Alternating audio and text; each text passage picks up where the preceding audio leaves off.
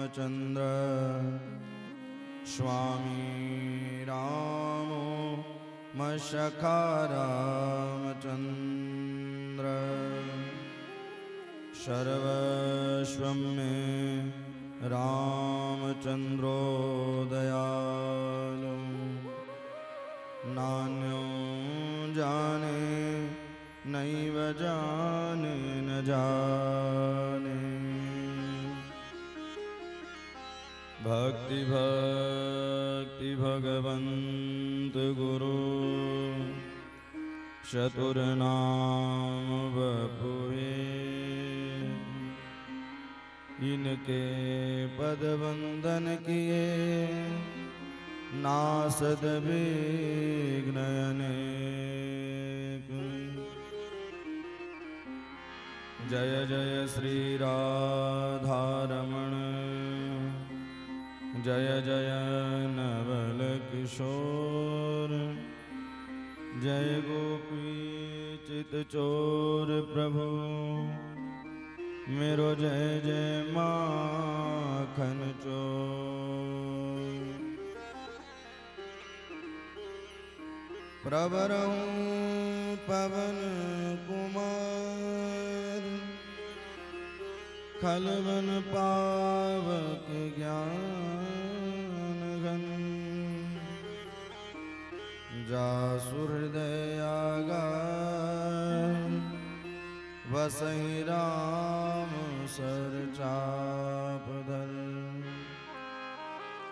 जयंती मंगला काली भद्रकाली कपालिनी दुर्गा क्षमा शिवा धात्री स्वाहा सुधा नमस्तुते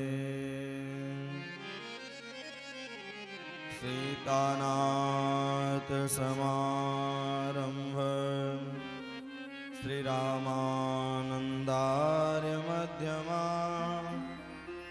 अस्मदाचार्य पर्यन्तां वन्दे गुरु परम्परां बोल वृंदावन बिहारी लाल की जय ग्राम के देवी देवताओं की जय स्थान देवी देवताओं की जय श्री राजाधव की जय श्री राजाधव वासियों की जय श्रीमद्भागवत महापुराण की श्री व्यास जी भगवान की श्री गंगा मैया की श्री बरसाने वाली की जय जय श्री राम।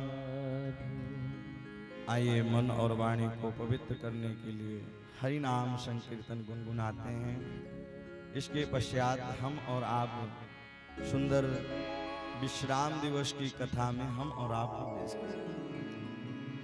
श्री राधे जय राधे राधे राधे श्री राधे श्री राधे जय राधे राधे राधे राधे श्री राधे जय राधे राधे राधे श्री राधे श्री राधे जय राधे राधे राधे श्री राधे श्री राधे जय राधे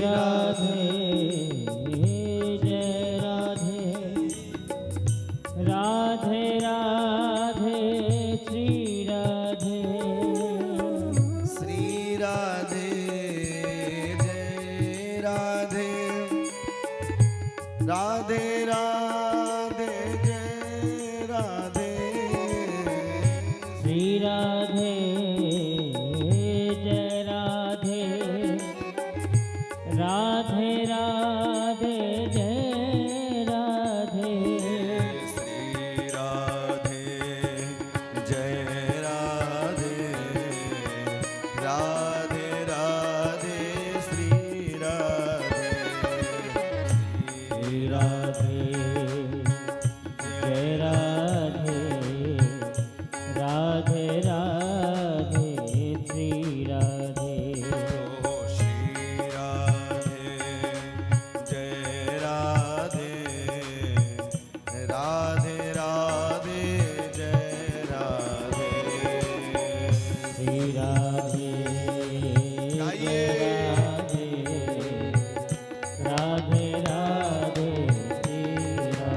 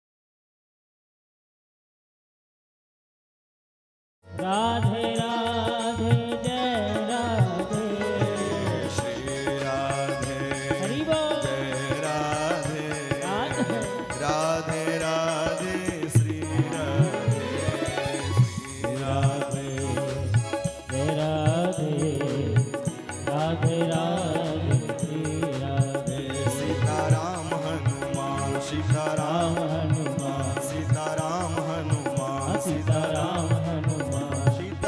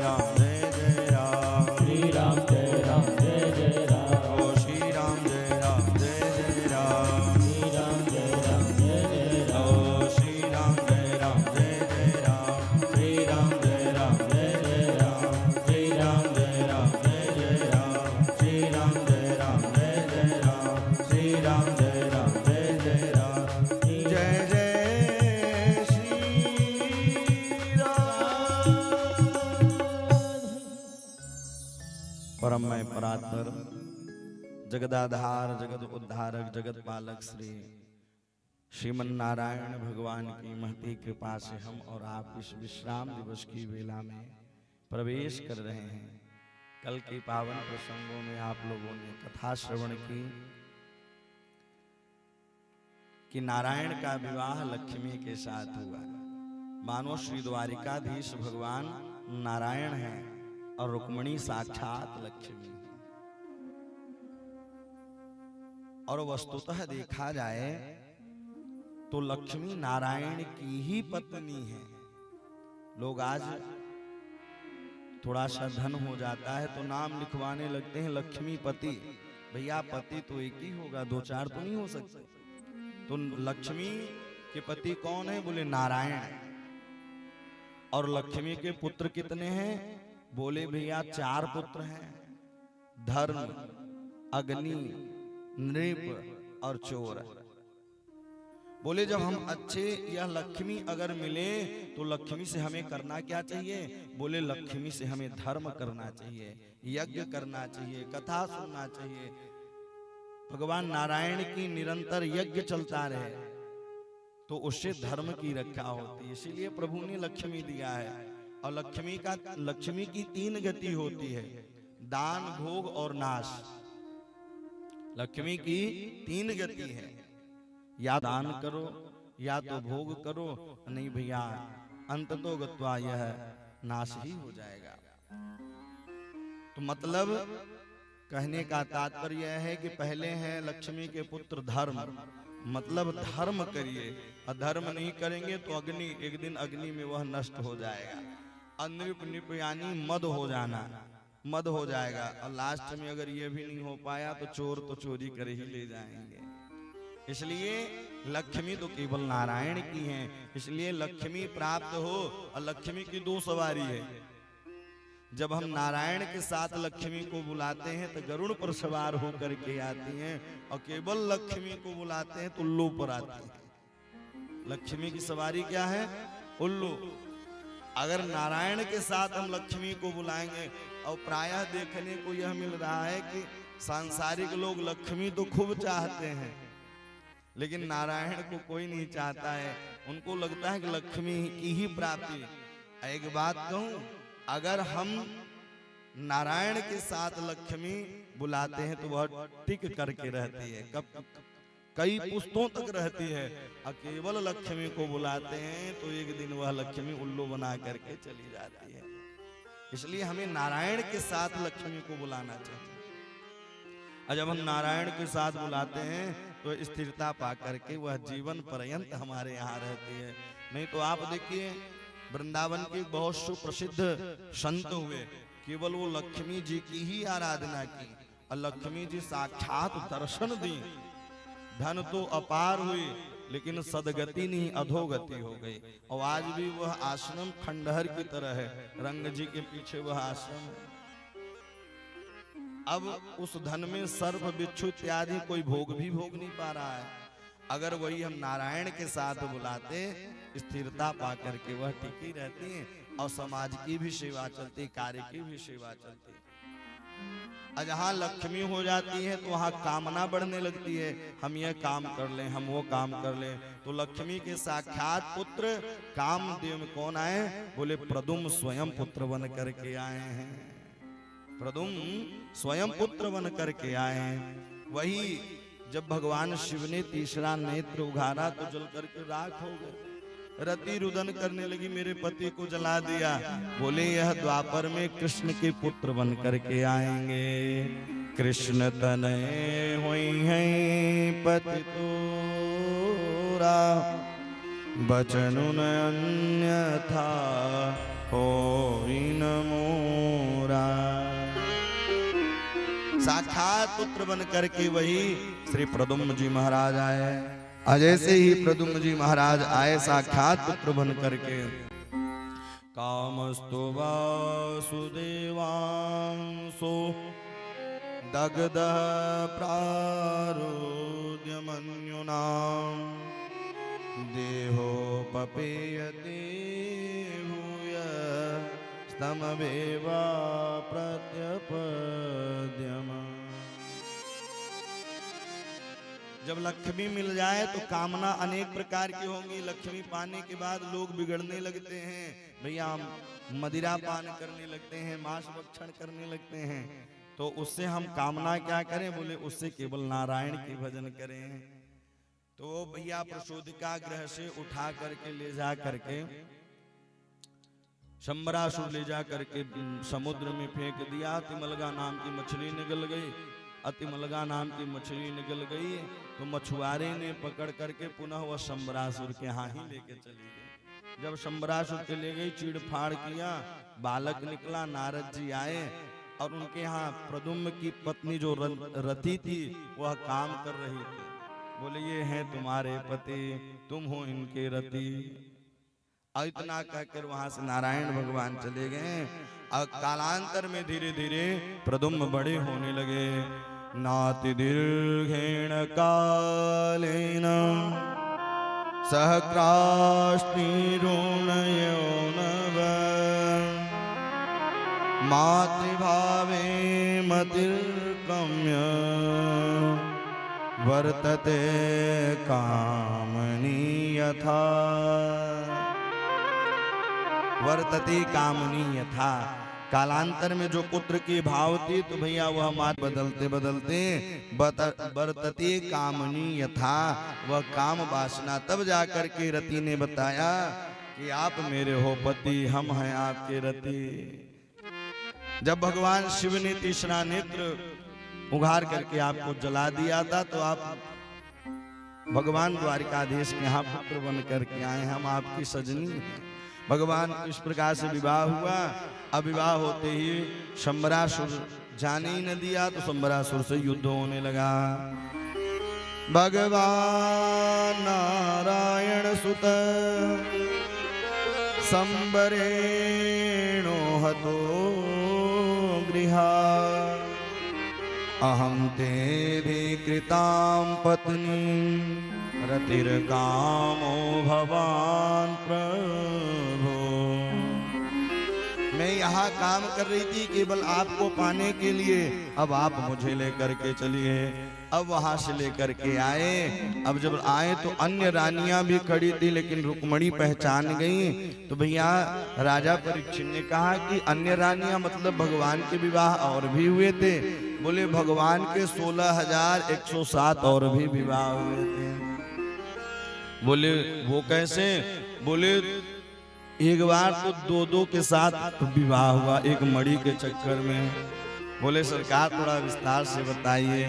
बोले सत्राजित नाम के एक राजा थे, उनके पास एक मणि थी और वह मणि नित्य प्रतिदिन अगर 10 घंटे पूजन करो तो 8 भार सोना दिया करती थी।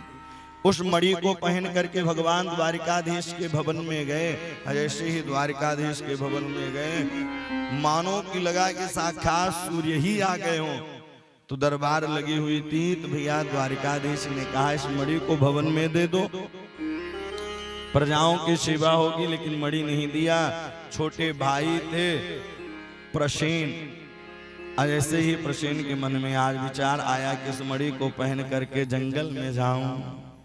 जैसे ही जंगल में गए तो सिंह वध कर दिया और वध करके वो मणि लेके जाने लगा। तो आगे चल के जामवंत जी मिल गए, रीछ। ऐसे ही भालू भैया रीछ मिले हैं। सिंह का वध किया, वो मणि को चमचमाती हुई लेके गए। तो उनकी एक कन्या थी जिनका नाम जामवती थी। बोले पिताजी इतने दिनों के बाद आए, कुछ लेकर आए हो? बोले हाँ ये गेंद लेकर आया। मणि गोल गोल थी, मणि खेलने के लिए दे दिया। अब तो भैया सत्राजित को पता चला कि मेरे भाई का वध हो गया। आज चर्चा चली और कल वध हो गया। अब वह अपनी पत्नी से बताया, अरे कल मैं द्वारिकाधीश के यहाँ गया था, वह मणि की कामना कर रहे थे, लगता है हमने मणि नहीं दिया, वो मेरे भाई को मरवा दिए, लेकिन किसी से कहना नहीं। अब भैया लेकिन कर्णे कर्णे जपांजने, कानों ही कानों बात फैलती चली गई। माताओं के भैया पेट में कोई बात पचती नहीं है। अब तो जैसे ही सत्राजित की पत्नी गई कुआं पनघट में पानी भरवे के ताई, तो आई समय भैया जानती हो बहना द्वारिकाधीश ने ऐसा कहा था, मेरे देवर को मरवा दिया है, लेकिन बहना किसी से कहना नहीं। लेकिन बहना भी जाके ऐसे करके करते करते श्री द्वारिकाधीश के भगवान के सुंदर जैसे ही कानों में आवाज पहुंची कि अरे और कोई भैया काजल से काला है तो वह व्यर्थ का कलंक। अब धीरे धीरे धीरे गर्गाचार्य जी के पास गए, बोले यह सब लांछन क्यों लग रहा है। तब उन्होंने बताया कि आप भादों के चौथ के चंद्रमा का दर्शन किया था, और जो इस दिन चंद्रमा का दर्शन करता है तो व्यर्थ का कलंक लगता ही है। तो मंत्री उस समय उद्धव जी महाराज ने लेकर के गए और गुफा में प्रवेश किया। जैसे ही गुफा में प्रवेश की, जामवती ने देखा, चीखते चिल्लाने लगी। जैसे ही चीखने चिल्लाने लगी कि उसी समय जामवंत जी बाहर आए, और एक नहीं दो नहीं 27 दिनों तक युद्ध चलता रहा। 27 दिनों तक युद्ध चलता रहा। और जब 27वां दिन होने वाला था, बोले सरकार आप तो मेरे राम जी हैं, आप मेरे राम जी हैं। बलि बाधद प्रभु बाढ़यूं। जब बलि महाराज के यहाँ आप वामन रूप से विराट रूप ले लिया था, तब भी मैंने आपकी परिक्रमा की थी। और जब लंका में आप पहुंचे थे तो भैया जब सब लंका में हम गए तो वहां देखे भैया मेरे टक्कर का कोई लड़ने वाला ही नहीं था। तो जामवंत जी यही मांगे थे कि राम जी हमारा और आपका दो दो हाथ हो जाए। भगवान ने कहा भी मैं मर्यादित हूँ, लेकिन द्वापर में आपके कार्यों को करूंगा। इसलिए कहते हैं मानसकारों ने लिखा है, जब जब ही त्रिविध भय, जब ही त्रिविक्रम भय खरारी, जब ही त्रिविक्रम भय खरारी, जब ही त्रिविक्रम भय खरारी, जब ही त्रिविक्रम भय खरारी, तब में तरुण रहे बल भारी, तब में तरुण रहे बल भारी।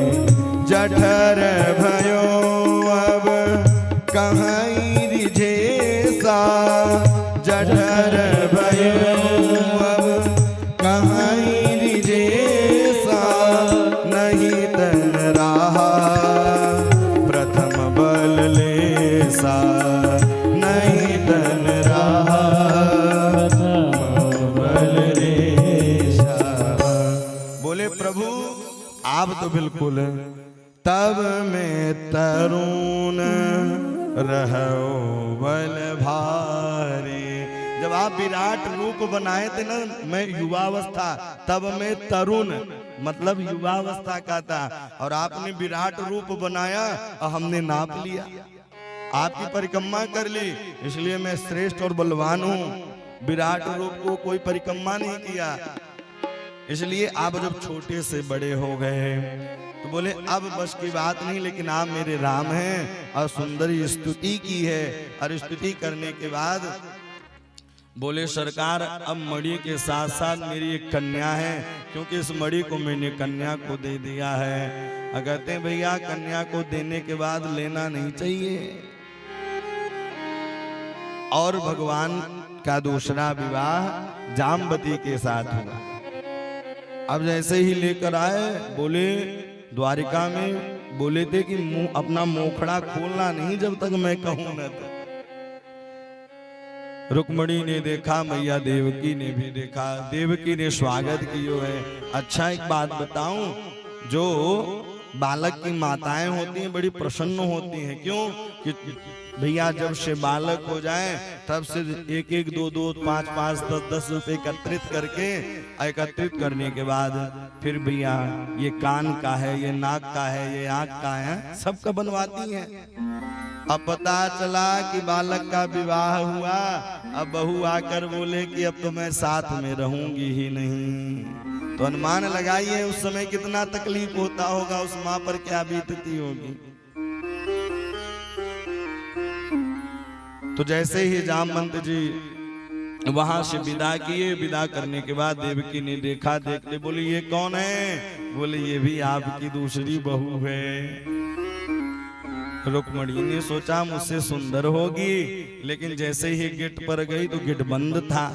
बोले गेट खोलो छोटी बहना, गेट ही न खोले। जब गेट नहीं खोला, अच्छा रूप का अहंकार है, जाओ मेरी जैसे ही हो जाओ।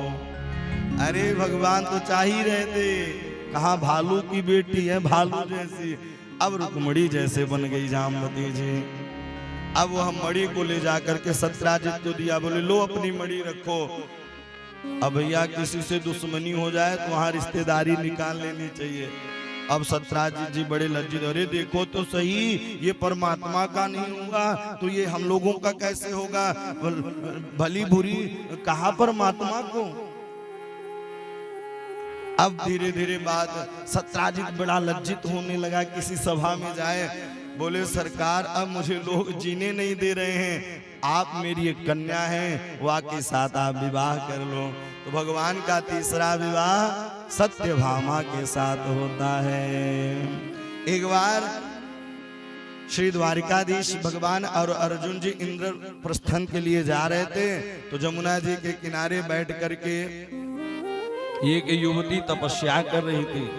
अर्जुन गए, जा करके कहा ओ देवी कौन हो? तब उन्होंने बताया अहम देवस्य सवितुर दुहितां पतिमिच्छति विष्णु वरेण्यं वरदं तपः परममा स्थिता। अहम देवस्य सवितुर, मैं दुहिता भगवान सूर्य नारायण की पुत्री हूँ, यमराज की बहन हूँ। मेरा नाम कालिंदी है। मैं नारायण भगवान को पति के रूप में पाने के लिए तपस्या कर रही हूँ। मैं तपस्या कर रही हूँ। बोले वो तो मेरे साथ ही है। तो भैया अर्जुन बन गए पंडित, यजमान बन गए कन्हैया, सुंदर विवाह हुआ। तो चौथा विवाह किसके साथ हुआ?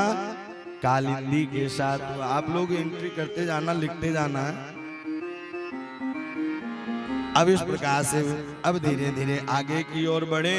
बिंद और अरविंद नाम के राजा थे, उनकी एक बहन थी जिसका नाम मित्रविंदा था।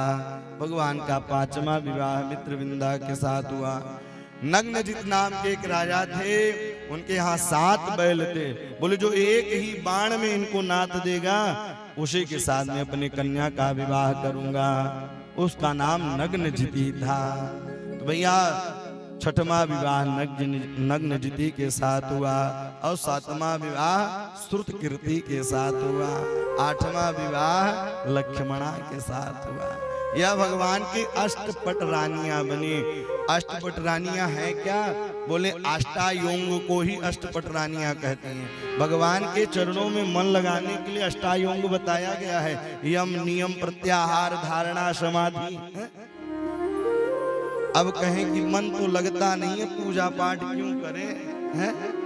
मन को लगाइए, बार बार जब जब करते रहेंगे, बार बार भजन करते रहेंगे तो एक न एक दिन आपका मन लग जाएगा।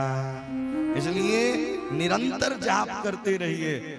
और कहीं मान लीजिए कि दिनचर्या में भैया एक व्यक्ति था, 12 शास्त्र कहता है कि 12 वर्ष तक कोई नियम किया जाए तो वह सिद्ध हो जाता है। तो एक व्यक्ति भोजन से पहले अपने झकिया से, वहां शिवलिंग विराजमान थे, अपने झकिया से नित्य प्रतिदिन देखा करता था और नित्य प्रतिदिन दर्शन किया करता था। लेकिन अब जैसे ही 12 वर्ष पूर्ण होने वाले थे, विश्राम दिवस आया, मतलब 12 वर्ष पूर्ण ही हो जाता, तो आज आखिरी दिन वह देख ही नहीं पाया, उसको याद ही नहीं आया, भोजन करने लगा।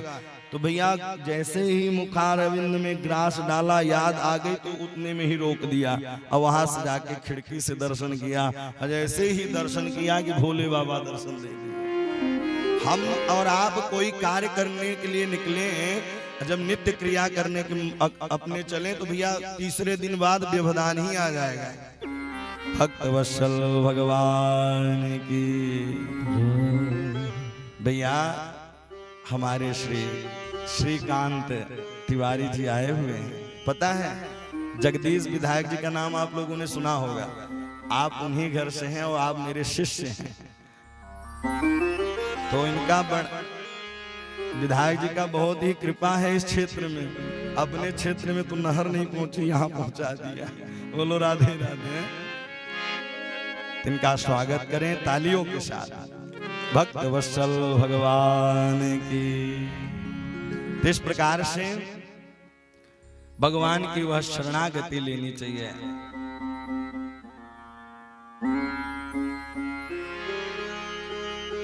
अष्टपट रानियां हैं भगवान, अष्टायोग, यम नियम प्रत्याहार धारणा समाधि। मन कैसे लगे? अच्छा मन तो जल्दी लगता नहीं है। मन कैसे लगे? बोले मन का एक ही है कि नियमित कार्य करें। हम 3 दिन 5 दिन करते हैं कोई नियम। भैया 5 बजे उठने का समय है ना, तो चौथे दिन आलस ही आ जाएगा। क्योंकि बार बार यह कलयुग जो है, कलयुग रोकता है, कली रोकता है कि ये भजन न करने पाए, सत्संग न करने पाए, कीर्तन न करने पाए। बार बार वह रोकता रहता है। लेकिन हमें रुकना नहीं है। काम करते चलो, नाम जपते चलो, अपने रथ को सुमार्ग लगाते चलो। कृष्ण गोविंद गोपाल गाते चलो। याद आएगी उनको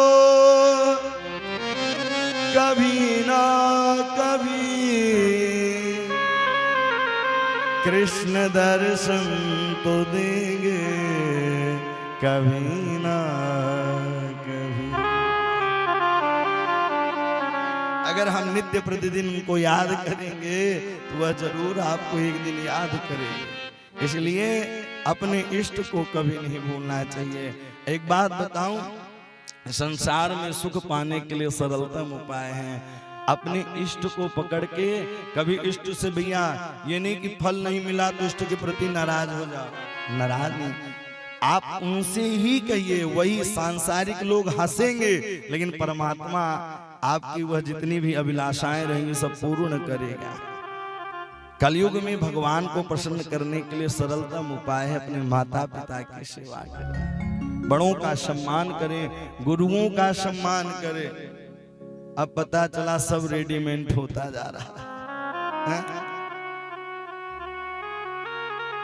हम तीर्थ में घूम रहे हैं, खूब अगरबत्ती घुमा रहे हैं, और घर के देवता घर में ही बैठे, उनको भोजन प्रसाद पानी भी नहीं मिल रहा है। इसलिए अपने दायित्वों को, अपने कर्तव्यों को करने के बाद ही तीर्थ करने जाएं। इस प्रकार से भगवान के अष्टपट रानियां हुई।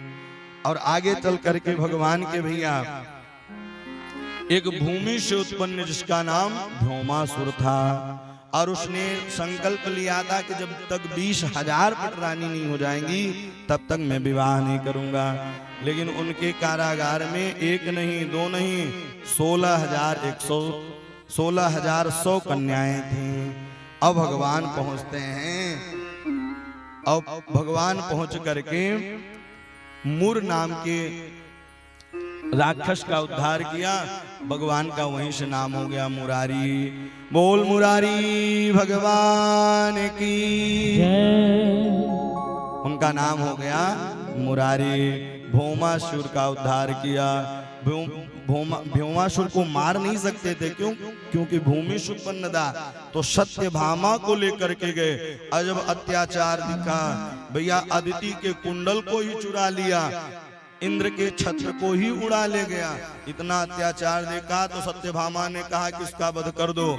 तब भगवान ने वध किया। मानो कि जब तक भैया मां ना कहे तो पिताजी बेटे को मार भी नहीं सकते, और कहीं आज कल मार दिए तो भैया कल से तो बोलचाल बंद। बोलो राधे राधे। अब सारी गोपियों से कहा कि अब आप अपने अपने घर चले जाइए, अब आप अपने अपने घर चले जाइए। बोले सरकार मैं कहाँ जाऊं, मैं कहाँ जाऊं, अब मुझे कौन अपनाएगा? मेरे पास दो ही रास्ता है, या तो अपने प्राणों को छोड़ दूं, या तो कहीं जा करके विरक्त हो जाऊं। यही दो चारा है। संसारिक लोग नहीं अपनाएंगे, लेकिन जानते हैं जिसको कोई नहीं अपनाता उसे प्रभु अपनाते हैं, उसे श्री द्वारिकाधीश अपनाते हैं। इसलिए अपने जीवन को प्रभु के चरणों में लगा दें। सारी गोपियां एक स्वर से गुनगुना रही हैं, गा रही हैं। क्या करी हैं? जीवन है तेरे हवाले मुरलिया वाले, जीवन है तेरे हवाले मुरलिया वाले, जीवन है तेरे हवाले मुरलिया वाले, जीवन है तेरे हवाले मुरलिया वाले, जीवन है तेरे हवाले मुरलिया वाले। हारे मुरलिया वाले प्यारे मुरलिया वाले, हारे मुरलिया वाले प्यारे मुरलिया वाले, हारे मुरलिया वाले प्यारे मुरलिया वाले, हारे मुरलिया वाले प्यारे मुरलिया वाले, जीवन है तेरे हवाले मुरलिया वाले, जीवन है तेरे हवाले मुरलिया वाले।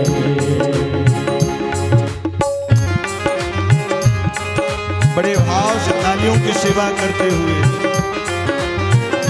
अपने जीवन को प्रभु के चरणों में लगाइए।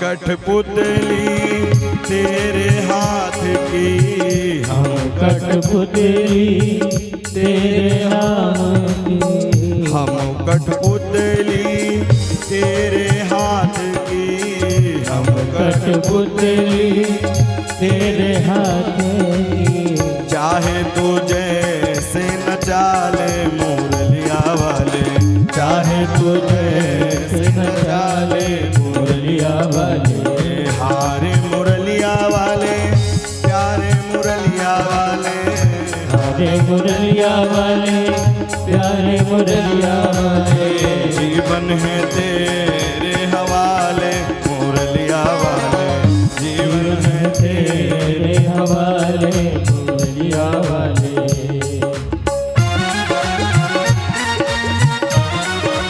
श्री द्वारिकाधीश की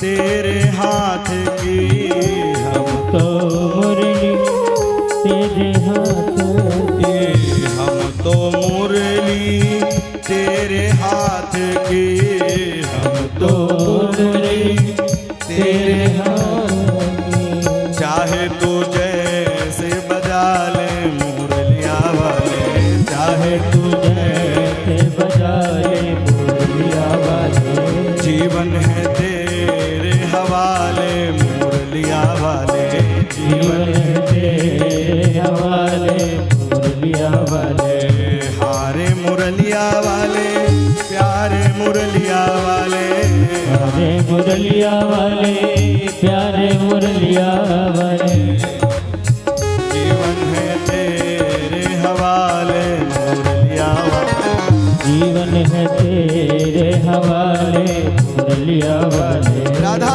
रानी की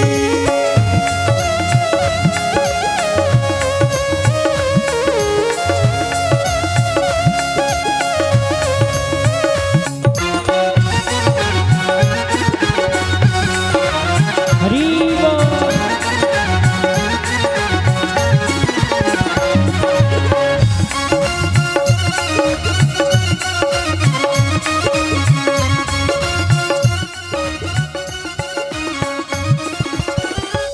तो दीवाने सब तेरे हैं, हम तो दीवाने सब तेरे हैं, हम तो दीवाने सब तेरे हैं, हम तो दीवाने सब तेरे हैं।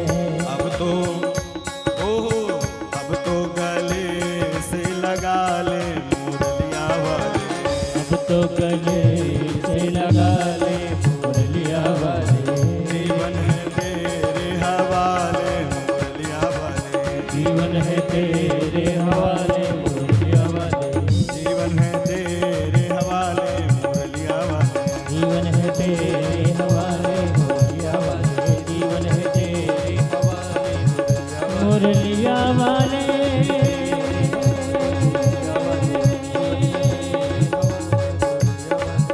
मुरलिया मुरलिया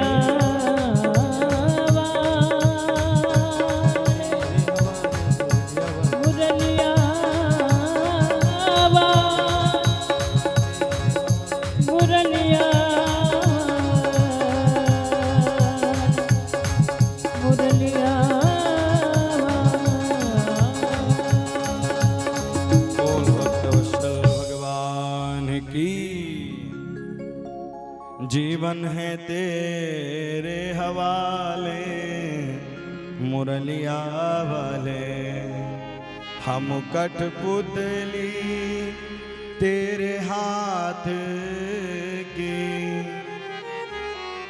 चाहे तुझे से नचा ले मुरलिया वाले, जीवन है तेरे हवाले मुरलिया वाले। सारी गोपियां एक स्वर में गुजार दोनों हाथ ऊपर करके कहने लगी, प्रभु मेरा कोई नहीं है यहाँ, हम तो दीवाने तेरे हैं, हम तो दीवाने तेरे हैं, अब तो गले से लगा जा मुरलिया वाले, जीवन है तेरे हवाले मुरलिया वाले। जिसका कोई नहीं होता उसके रखवाले परमात्मा होते हैं। सारी गोपियां एक स्वर से प्रभु को पुकारने लगी, और जैसे ही पुकारने लगी तो भगवान सबको शरणागति दी है।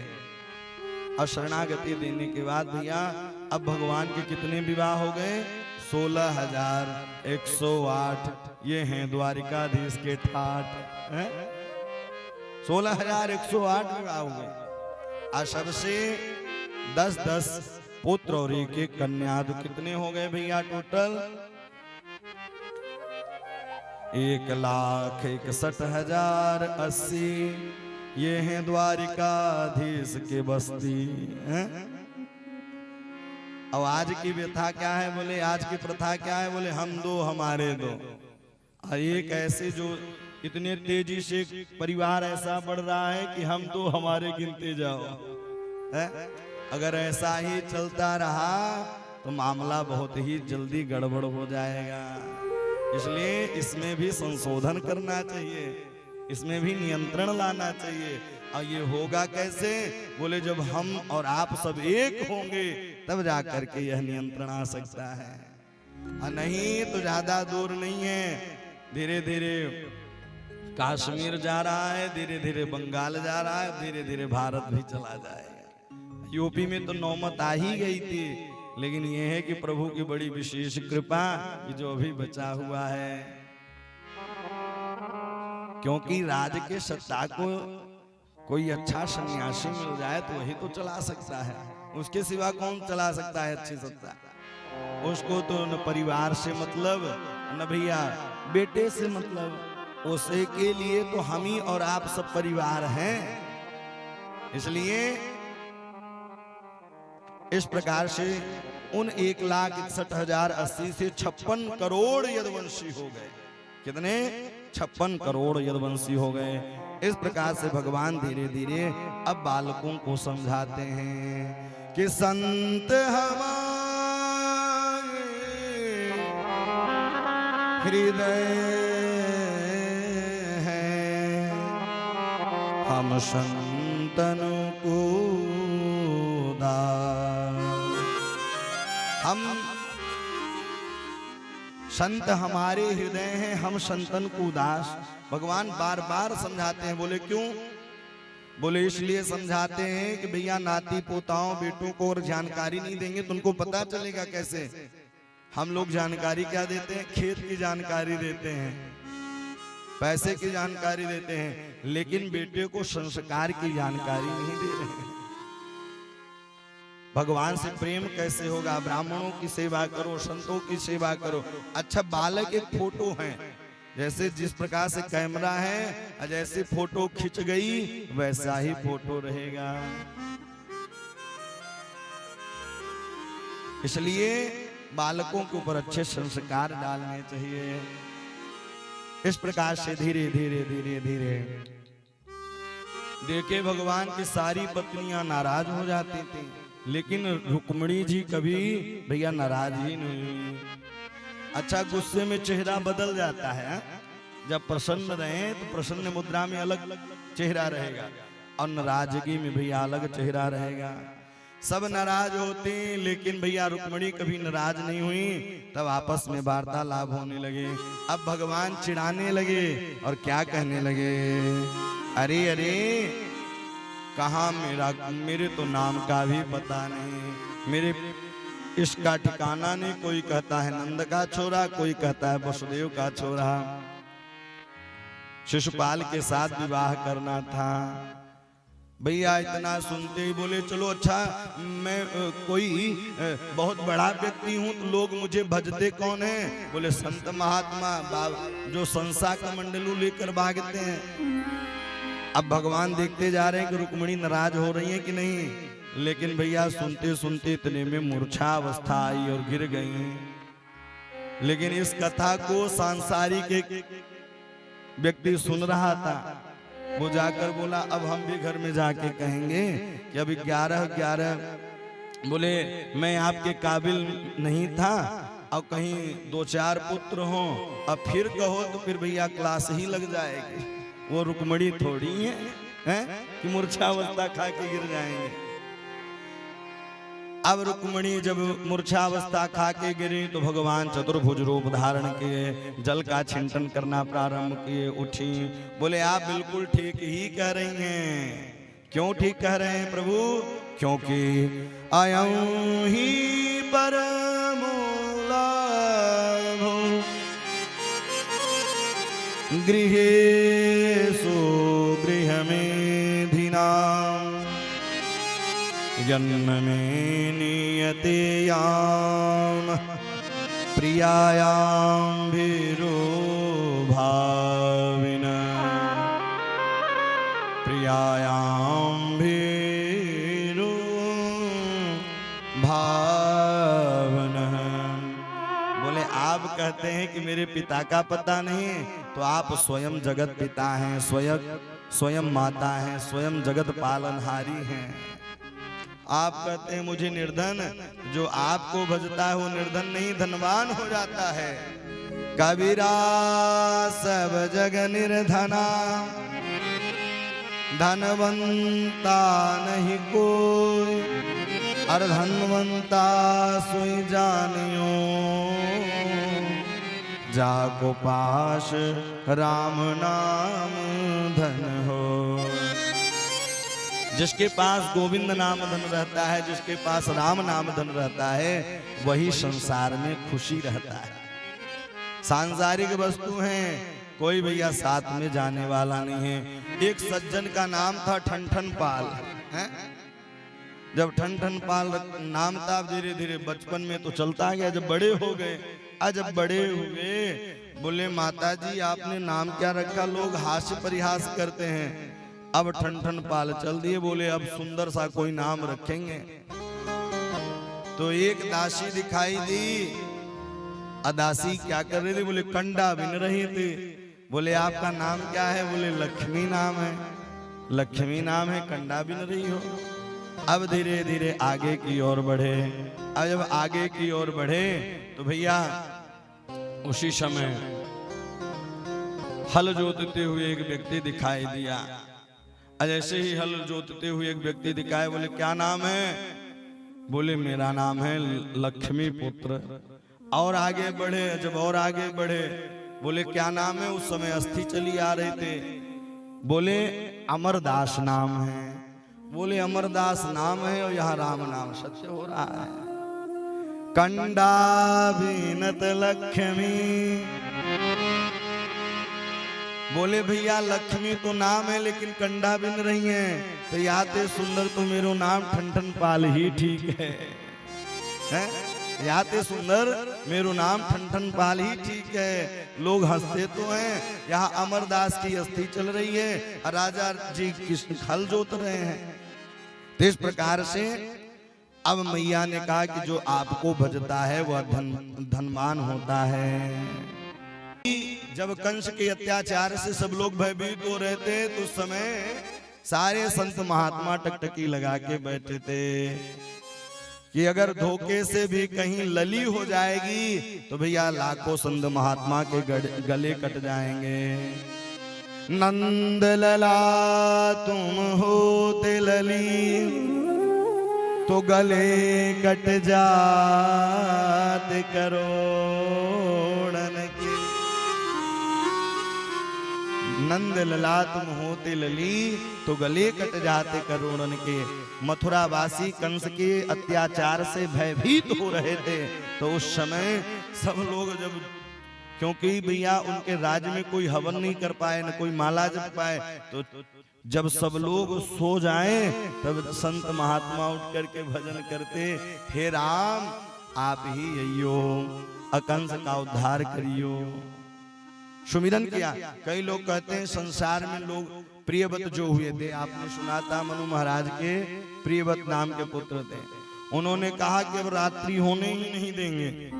बोले रात्रि में लोग शयन करते हैं या अनमोल रतन को गमाते हैं, लेकिन जानते हैं जब पूरा जगत सारा संसार सोता है तो जगन्नाथ के भक्त उठ करके भक्ति करते रहते हैं। आज भी वृंदावन में जाइए, आप अमरकंटक में चले जाइए, लोग परिक्रमा करते रहते हैं अर्धरात्रि में ही। और वृंदावन की वह गोवर्धन की तलहटी में भी अर्धरात्रि में परिक्रमा चलती है। 3 बजे से ही उठ करके हरे राम राम राम हरे हरे, हरे कृष्ण कृष्ण कृष्ण हरे हरे।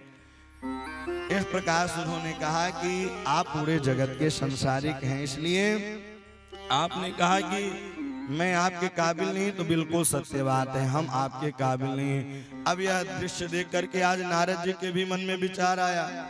नारद जी के मन में विचार आया कि अरे देखो तो देखो सही भैया, 1-2 पत्नी को लोग संभाल नहीं पाते। भगवान द्वारिकाधीश 16,108 पटरानियों के साथ कैसे रहते होंगे। नारद जी वहां से आए, रुक्मणी के भवन में गए तो भगवान वहां बैठे हुए थे। निहंते रुक्मणी स्यालो नामा विश्वात साधुवाम। अब रुक्मणी के भवन में गए। अब जब रुक्मणी के भवन में गए तो वहां क्या देखा कि भगवान शयन कर रहे हैं।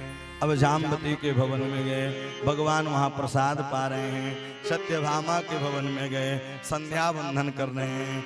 लक्ष्मणा के भवन में गए, बात कर रहे हैं। नग्नजिति के भवन में गए, 1000 भवन में गए, 2000 भवन में गए। ऐसे करके भैया 16,108 भवनों में गए, लेकिन 16,109वां भवन दिखाई दिया। नारद जी ने कहा अरे देखो तो सही, हमने तो सोचा था कि भैया 16,108 ही है तो 9 भी हो गया, लेकिन उसमें एक सुंदर सावली सलोनी सूरती सी सुंदर एक मूर्ति बैठी हुई थी और सिर को ढक करके। अब नारद जी उसमें भगवान तो दिखाई नहीं दिए। नारद जी बार बार खिड़की से देख रहे हैं और आ नहीं गया तो गेट खोल के अंदर आए। ऐसे ही अंदर आए तो द्वारिकाधीश ने दर्शन दे दिया। ऐसे ही द्वारिकाधीश दर्शन दिए, साष्टांग दंडवत होकर के प्रणाम करने लगे। नमामि तुम शक्तिं परेशां सर्वात्मनं केवल ज्ञातिमात्रं इस प्रकार से भगवान की अलग अलग लीलाओं को देखा है। लेकिन भैया इन्हीं प्रद्युम्न के हुए अनिरुद्ध हुए, और एक राजा थे जिनका नाम था बाणासुर। उनकी एक कन्या थी जिसका नाम उषा था। उसकी एक सहेली थी जिसका नाम चित्रलेखा था। स्वप्न में आज अनिरुद्ध के चित्रों को देखा। जैसे ही स्वप्न को देखने के बाद उठी, बोले ओ, मेरा राजकुमार कहाँ गया, मेरा राजकुमार कहाँ गया। तो भैया अपने सहेली को बुलाया, चित्रलेखा को। चित्रलेखा चित्रण बनाते बनाते द्वारिकाधीश का बनाया। बोले हाँ हाँ ऐसा ही दिख रहा था। तो द्वारिकाधीश के बाद प्रद्युम्न का बनाया, प्रद्युम्न के बाद अनिरुद्ध का बनाया। जैसे ही अनिरुद्ध का बनाया, बोले हाँ हाँ यही है। तो वह सहेली उड़ती हुई गई और वहां से कैद करके अनिरुद्ध को लेकर के आई। उषा रास विहार करने लगी। बाणासुर को पता चला तो वह कैद कर लिया। जैसे ही कैद कर लिया तो भैया बाणासुर भगवान शिव का भक्त था। अब इधर युद्ध, जब भगवान द्वारिकाधीश को पता चला, युद्ध की तैयारी करने लगे। और उधर से भोले बाबा भी आ गए लड़ने के लिए। लड़ने के लिए भोले बाबा भी आए। लेकिन जब प्रभु की विनती करने के बाद भैया जब बात बिल्कुल समानतः हुई, तब अनिरुद्ध का विवाह उषा के साथ हुआ। इस प्रकार से भगवान अब नाती पोताओं को समझाते समझाते आज धीरे धीरे पहुंचने लगे। एक विशाल जंगल में गए हैं। एक विशाल कुआं दिखाई दिया और उस कुएं में एक गिरगिट दिखाई दिया। जैसे ही गिरगिट दिखाई दिया तो सारे आपस में वार्तालाप करने लगे। अरे इतना विशाल, लेकिन श्री गोविंद के पाद पद्मों का स्पर्श हुआ, उसमें एक दिव्य पुरुष निकले। बोले आप कौन हैं? तब उन्होंने परिचय दिया। किन्नृगो नाम नरेन्द्रोऽहं मेख्याको तनय प्रभो दानिख्यायमानेषु यदि ते कर्ण में स्पृह। अरे आप तो ऐसी बात कर रहे हो कि जैसे जानते ही न हो।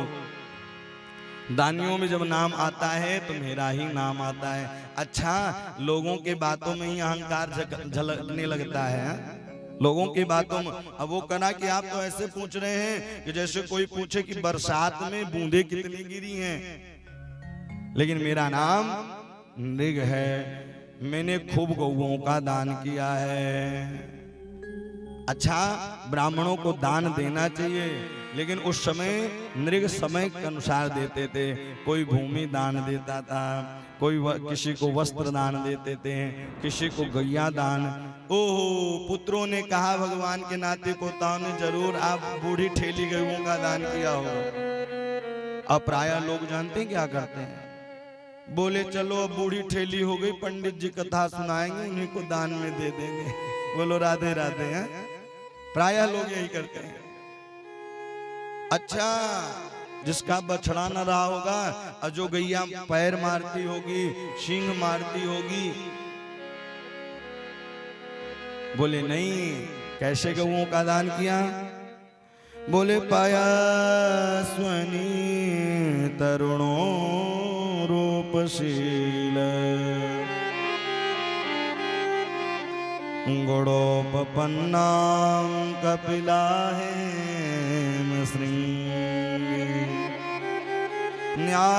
न्यायर्जितारोप्य खुरासवस्यां दुकूलमालाभरणं तदां। बोले ऐसे गऊओं का दान नहीं किया, बोले अच्छी गऊओं का दान किया। लेकिन प्रभु की यह एक विडंबना थी कि एक गाय को मैंने एक ब्राह्मण को दान में दे दिया, और वह जैसे ही दान दिया उनके गौशाला से छूट करके मेरे गौशाला में आ गई। और मैं उस गाय को दूसरे पंडित जी को दान में दे दिया। और जब वह पंडित जी गैया लेकर जा रहे थे, और जिन पंडित जी की गैया गौशाला से चली आए थे, वो खोजते खोजते आ रहे थे। दोनों आपस में मिले हैं, और मिलने के बाद उन्होंने कहा अरे मेरे गाय को आप लेकर जा रहे हो?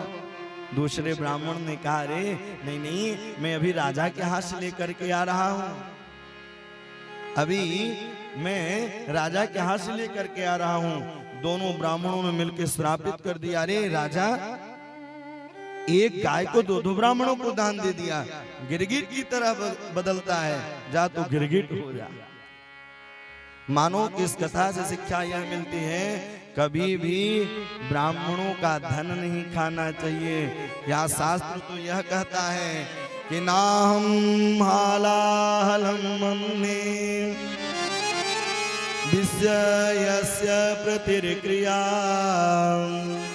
ब्रह्मस्त्वं हि विषं प्रोक्तं नारस्यां प्रीति विधिर्मोह।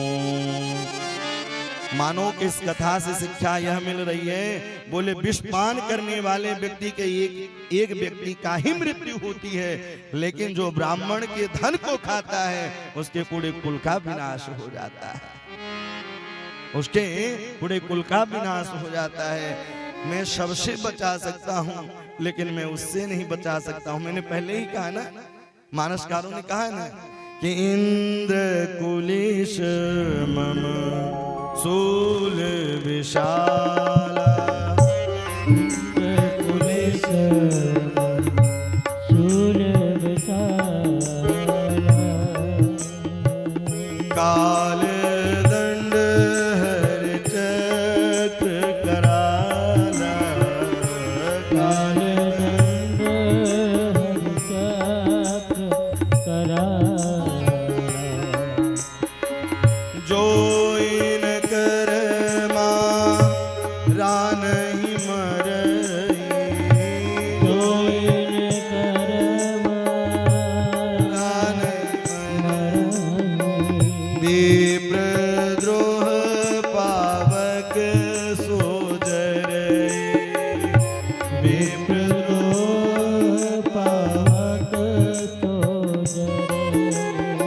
जो ब्राह्मणों से द्वेष करता है, जो ब्राह्मणों से द्वेष भावना रखता है, अगर एक ब्राह्मण का किंचित किसी के अपराध के कारण अगर एक भी अश्रुबिंदु नीचे गिरते हैं, उसके पूरे कुल का विनाश हो जाता है।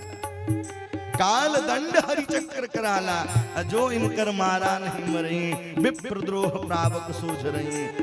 जो ब्राह्मण से द्वेष करने लगे, अपने माता पिता से द्वेष करने लगे, जो सनातन धर्म से द्वेष करने लग जाए, तो समझ लीजिए कि उसके कुल का विनाश का समय आ चुका है। कई लोग प्रश्न करते हैं कि यह सनातन धर्म है कब से। आपसे पूछेंगे आप कब से हो, तो आप यही जवाब देंगे, जब से श्वास तब से साथ है। उसी प्रकार से जब से परमात्मा है तब से यह सनातन धर्म है, यह तब से सनातन धर्म है। जय जय श्री राधे। आज कथा के समापन में शंभू सिंह जी मास्टर साहब शाहपुर से आए हुए हैं।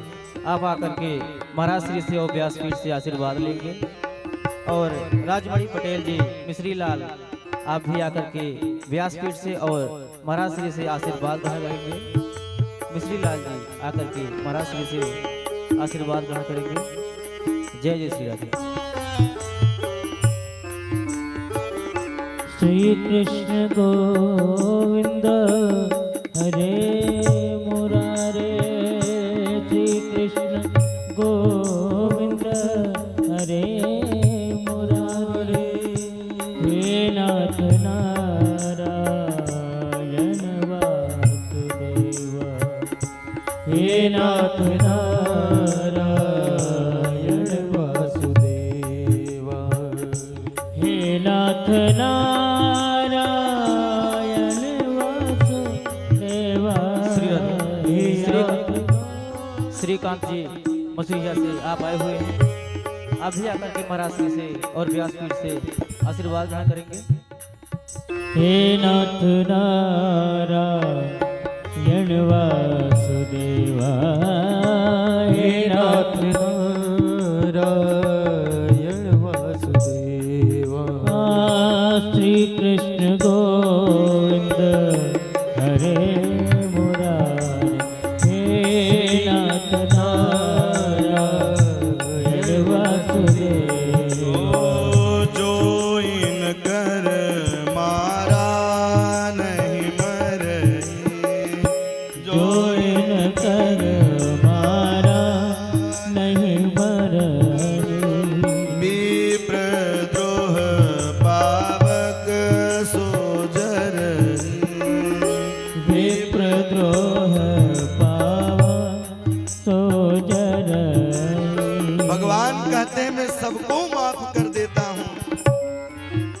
यमराज कितनी भी बड़ी गलती हो जाए, लेकिन जानते हैं जो ब्राह्मण का निंदा करे मैं उसे कभी माफ नहीं करता, क्योंकि राम जी बार बार यही कहते हैं कि आज लोग मुझे राम कह रहे हैं तो यह ब्राह्मणों की कृपा है। यह संसार किससे चलता है? बोले यह संसार भगवान से चलता है। और भगवान किससे चलते हैं? बोले मंत्र से चलते हैं। और मंत्र किससे चलता है? बोले ब्राह्मण देवताओं से चलता है। देवादीनं जगत सर्वं मंत्राधीनं च देवता। यह संसार भगवान चलाते हैं, लेकिन भगवान भी मंत्र से चलते हैं और मंत्र ब्राह्मणों से चलता है। इसलिए बार बार कहते हैं कि ब्राह्मण ही श्रेष्ठ है। भगवान दो रूप से ही प्रसाद पाते हैं। एक जब हवन कुंड में हवन करते हैं, अब्राह्मणों मुखमाश्रित बाहु। अगर ब्राह्मण प्रसाद पाते हुए और पेट में हाथ फेरता हुआ और आशीर्वाद देता हुआ जाए तो सारे मनोरथ पूर्ण हो जाएंगे, सारे मनोरथ पूर्ण हो जाएंगे। इसलिए नाहं हालाहलं मन्ये विस्य यस्य प्रतिक्रिया ब्रह्मस्वं हि विषं प्रोक्त नारस्यं प्रीति विधिर्मिहम्। बार बार ब्राह्मणों के प्रति उन्होंने समझाया है भगवान द्वारिकाधीश। इस प्रकार से आगे चल करके धीरे धीरे प्रभु ने कृपा की है और राजा नृग अपने योनि से जो भटका हुआ था वह अपने योनि को बैकुंठ के लिए गया है। क्योंकि जब वो बैकुंठ में गया, बोले राजन आपका एक छोटा सा पाप भी है, बाकी पुण्य है, तो आप पहले भोगना क्या चाहेंगे, पाप या पुण्य? बोले पाप ही। बोले पाप वह है मानो कि स्वयं द्वारिकाधीश आकर के आपका उद्धार करवाएंगे। तो वही द्वारिकाधीश आए। मतलब हम अगर जीवन में भजन करते हैं, कीर्तन करते हैं, स्मरण करते हैं तो कहीं न कहीं वह फल हमें मिलेगा। भाय कुभाय अनक आलसं, भाय कुभाय अनक आलस। नाम जपत मंगल दिस दस हूँ, नाम जपत मंगल दिस दस हूँ, नाम जपत मंगल दिस दस, नाम जपत मंगल दिस दस हूँ। भगवान का नाम भाव से कुभाव से कैसे भी लो, लेकिन नाम जरूर जपना चाहिए। और नाम की ही इस संसार में महिमा है। इसलिए नाम निरंतर जपते रहना चाहिए। सोते जागते हंसते खाते पीते रोते नाचते गाते अहिर्निश परमात्मा का स्मरण करते रहें। जब हम परमात्मा का अहिर्निश स्मरण करते रहते हैं तो प्रभु अपने आप ही कृपा करते हैं। आगे चल करके गोकुल की कथाओं के बारे में बताया गया है। श्री बलराम जी गोकुल जाते हैं और गोकुल गए हैं और वहां से जाकर के ब्रजवासियों से मुलाकात की।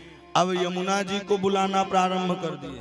जैसे ही यमुना जी को बुलाने लगे तो भैया यमुना जी तो आई नहीं, तो बलराम जी हल से खींचे हैं। और जैसे ही हल से खींचा तो आज भी यमुना जी टेढ़ी मेढ़ी हो गई। यमुना जी हाथ जोड़ करके बलराम से कहने लगी कि राम राम महाबाहो न जाने तब विक्रमम यस्य मे काशेन वृधितां जगती जगतः पते। यमुना जी ने बलराम जी की स्तुति की और स्तुति करने के बाद आगे अब भगवान बड़े, जब इधर बलराम जी ब्रज में आ गए, कन्हैया अकेले रहने लगे। और एक ही कन्हैया जैसे व्यक्ति था, हूँ बहू उन्हीं के जैसे लगता था। उसके मंत्री थे काशी नरेश। काशी नरेश ने कहा सरकार आजकल द्वारिकाधीश की खूब पूजा हो रही है, आप भी अपनी पूजा करो। बोले विशेषता क्या है? बोले 4 हाथ हैं। तो भैया पौंड्रक नाम के जो राजा थे तो 2 हाथ नकली वो भी लगवा लिए, वो भी नकली हाथ लगवा लिया। और जैसे ही नकली लगवा लिया अब उड़ने लगे कंप्यूटराइज। आज एक पत्र लिख दिया और पत्र लिखने के बाद द्वारिका में भेज दिया। अब जैसे ही उद्धव जी महाराज पढ़े बोले सरकार अब आप नकली निकल गए हैं। बोले असली तो पौंड्रक वो हैं। बोल पौंड्रक वासुदेव की। ऐसी ही जनता है चाहे जिसकी जयकारी लगवा लो। बोलो राधे राधे। हैं चाहे जिसकी जयकारी लगवा लो। सोचते नहीं है, समझते नहीं है, शब्दों को सुनते नहीं है। तो उसी प्रकार से पत्र लिखा और सुंदर राम ध्यान मना करके वह वहां पहुंचा। अब जैसे ही पहुंचा मानो कि इस कथा से शिक्षा यह मिलती है कि भगवान सीधे साधे रह रहे थे तो वह चढ़ाई कर दिया। और आज की विडंबना भी यही है कि थोड़ा सा झुक जाओ तो लोग चढ़ने लग जाते हैं। अरे भैया जवाब देना वो भी जानता है, वो तो केवल आपका सम्मान कर रहा है। वह केवल आपका सम्मान कर रहा है, जवाब देना तो वह भी जानता है। भगवान ने काशी नरेश का वध किया, इसके बाद पौंड्रक का वध किया। जैसे ही पौंड्रक का वध किया सुखदेव जी कहते हैं राजन यह धीरे धीरे पूर्णता की ओर बढ़ रहा है। मानो कि कलयुग में भक्त कम बनेंगे, भगवान बनने की ज्यादा कोशिश करेंगे। 2-4 कथाएं हुई भैया, 2-4-5 शिष्य हो गए तो भैया वो भगवान की उपमा देने लग जाते हैं। अब जब भगवान बनते हैं तो भगवान भी परीक्षा ले लेते हैं। फिर तो आगे अब आप लोग जान ही रहे हैं। इसलिए भगवान नहीं भक्त बनना चाहिए। अहम हरैर तब पादैकमूलो दासानुदासो भवितास्म भूय मनस्मरेता सुपते गुणास्ते गृणीतवा कर्म करो तो काय। दास बनना चाहिए और दास बन करके भगवान का स्मरण करना चाहिए। इस प्रकार से पौंड्रक का प्रभु ने उद्धार किया। आगे आज पांडव लोग यज्ञ की तैयारी कर रहे हैं, यज्ञ करना चाहते हैं, लेकिन यज्ञ करें कैसे? क्योंकि अगर कोई बहुत बड़ा प्रोजेक्ट हो, बहुत बड़ा कार्य करना हो तो भैया सरकार से परमिशन लेनी पड़ती है। पौंड्रक इधर पांडव लोग यज्ञ करने की योजना बना रहे थे, लेकिन एक राजा थे जिनका नाम जरासंध था। जब तक जरासंध से परमिशन न मिले तब तक भैया यज्ञ कर नहीं सकते हैं। आज अर्जुन भीम द्वारिकाधीश ब्रह्म मुहूर्त पहुंच गए हैं। कहाँ? जरासंध के पास। ब्रह्मो मुहूर्त उत्थाय वायुस्पर्शस्य माधवा दग्धो प्रसन्न कर्णम आत्मा तम संपर। ब्रह्म मुहूर्त पहुंचे हैं और जरासंध वही जरासंध जो 18वीं बार भगवान रण छोड़ करके भाग गए थे। ब्राह्मणों से बड़ा श्रद्धा रखता था, जितने ब्राह्मण आते थे खूब दान दिया करता था। तो ये भी ब्राह्मण का वेश बना करके पहुंचे हैं। और जैसे ही ब्राह्मण का वेश बना के पहुंचे और जैसे ही ब्राह्मण का वेश बनाए बोले मांग लो। बोले सरकार हम 3 में से किसी के साथ युद्ध कर लो। जैसे ही भगवान मुस्कुराए, मुस्कुराते हुआ समझ गए अरे आप तो द्वारिकाधीश हैं। बोले 2-2 हाथ हो जाए। लेकिन भैया बोले मन ही मन जरासंध सोच रहा था 17 बार परास्त हुए थे, 18वीं बार तो इज्जत बची थी, कहीं ऐसा ना हो कि फिर उल्टा पेच हो जाए। तो बोले अर्जुन छोटा है इसलिए भीम के साथ युद्ध होगा। और भीम के साथ युद्ध करने की योजना बनाई। दग्धो प्रसन्न कर्ण आत्मा तम संपरम। भीम भीष्म के साथ युद्ध होते होते होते गेंदूली बेला हो गई। भीम भैया जब वहां से पीट करके आए, बोले सरकार कहाँ फंसा दिया आप। लेकिन भगवान ने हाथ फेरा है, फेरते ही सारा दर्द दूर हो गया। पुनः प्रातःकालीन बेला युद्ध हुई। मानो कि पहले कोई कार्य होता था तो नियम के अनुसार होता था, अब तो जब मन पड़ा तब भोजन हो रहा है, जब मन पड़ रहा है तब लड़ने लग जा रहे हैं। एक गांव में हम लोग कथा करने गए भैया, जब गांव में कथा करने गए तो गांव में ही रोक दिया गया। जब रोक दिया गया तो हम हमारे कलाकार हमारे आचार्य जी अब अर्धरात्रि में हम लोग शयन कर रहे थे। और जब अर्धरात्रि में शयन कर रहे थे तो ठीक 12:30-1 बजे रात बड़े जोरों से बगल पड़ोसी में आवाज आने लगी। अब जब पड़ोसी में आवाज आने लगी तो भैया रहा नहीं गया, कलाकार लोग जाके देखे। और जब वहां गए तो पता चला कि लड़ाई हो रही थी। और लड़ाई किस लिए हो रही थी? पति पत्नी में। बोले लड़ाई किस लिए? बोले कि भैया मूरी के पत्ते की सब्जी क्यों नहीं बनाई है? कोई कोई मूली के पत्ते की भुजिया पसंद करते हैं। और केवल छोटी सी बात, कहने का तात्पर्य है कि भैया पहले कोई कार्य होता था तो नियम के अनुसार कार्य हुआ करता था। अब तो भैया न नहाने का समय, न शयन करने का समय, न लड़ने का समय, केवल एक समय है भोजन का। 3 संध्या बताई गई है, प्रातःकालीन, मध्याह्नकालीन, सायंकालीन। इसलिए 2 बार से ज्यादा भोजन नहीं करना चाहिए।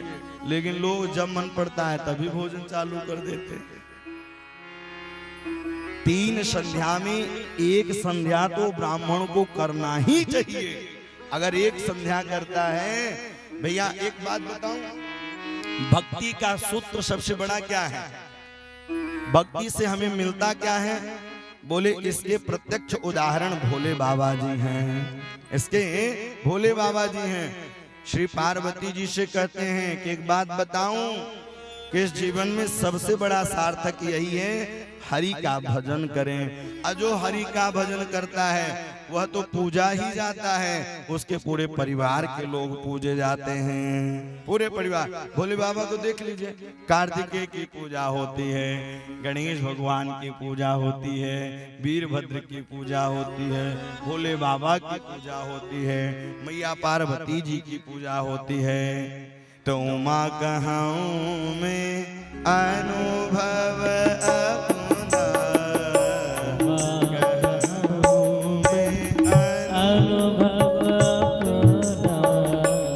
माँ कहूँ में अनुभव अपना, बात हूँ मैं अनुभव अपना। सत हरि भजन जगत सब सपना, सत हरि भजन जगत सब सपना। सत हरि भजन। पता है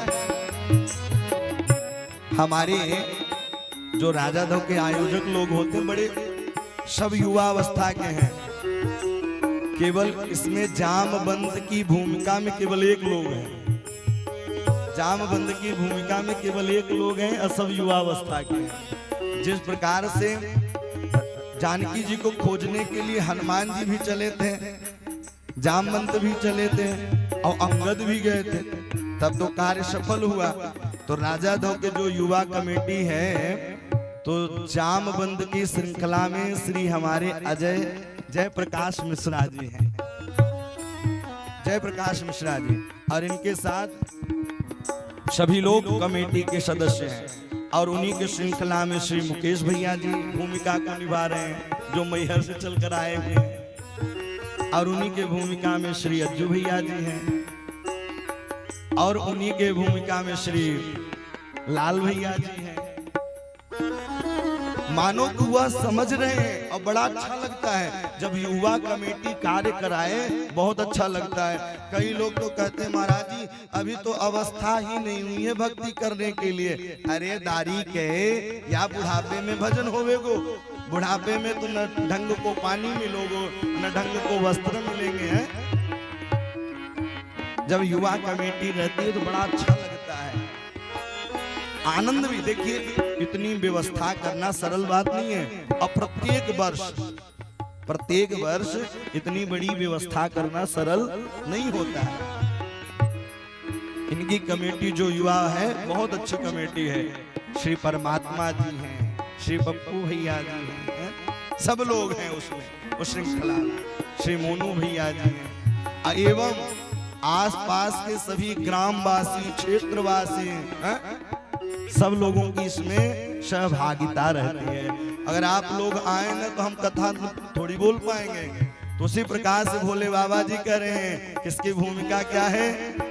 सत हरि भजन जगत सब सपुना, सत हरि भजन जगत सब सपना, उमा कहूँ में अनुभव अपना, उमा कहूँ में अनुभव अपना, अनुभव अपना, अनुभव अपना, उमा कहूँ में अनुभव अपना, सत हरि भजन जगत सब सपना।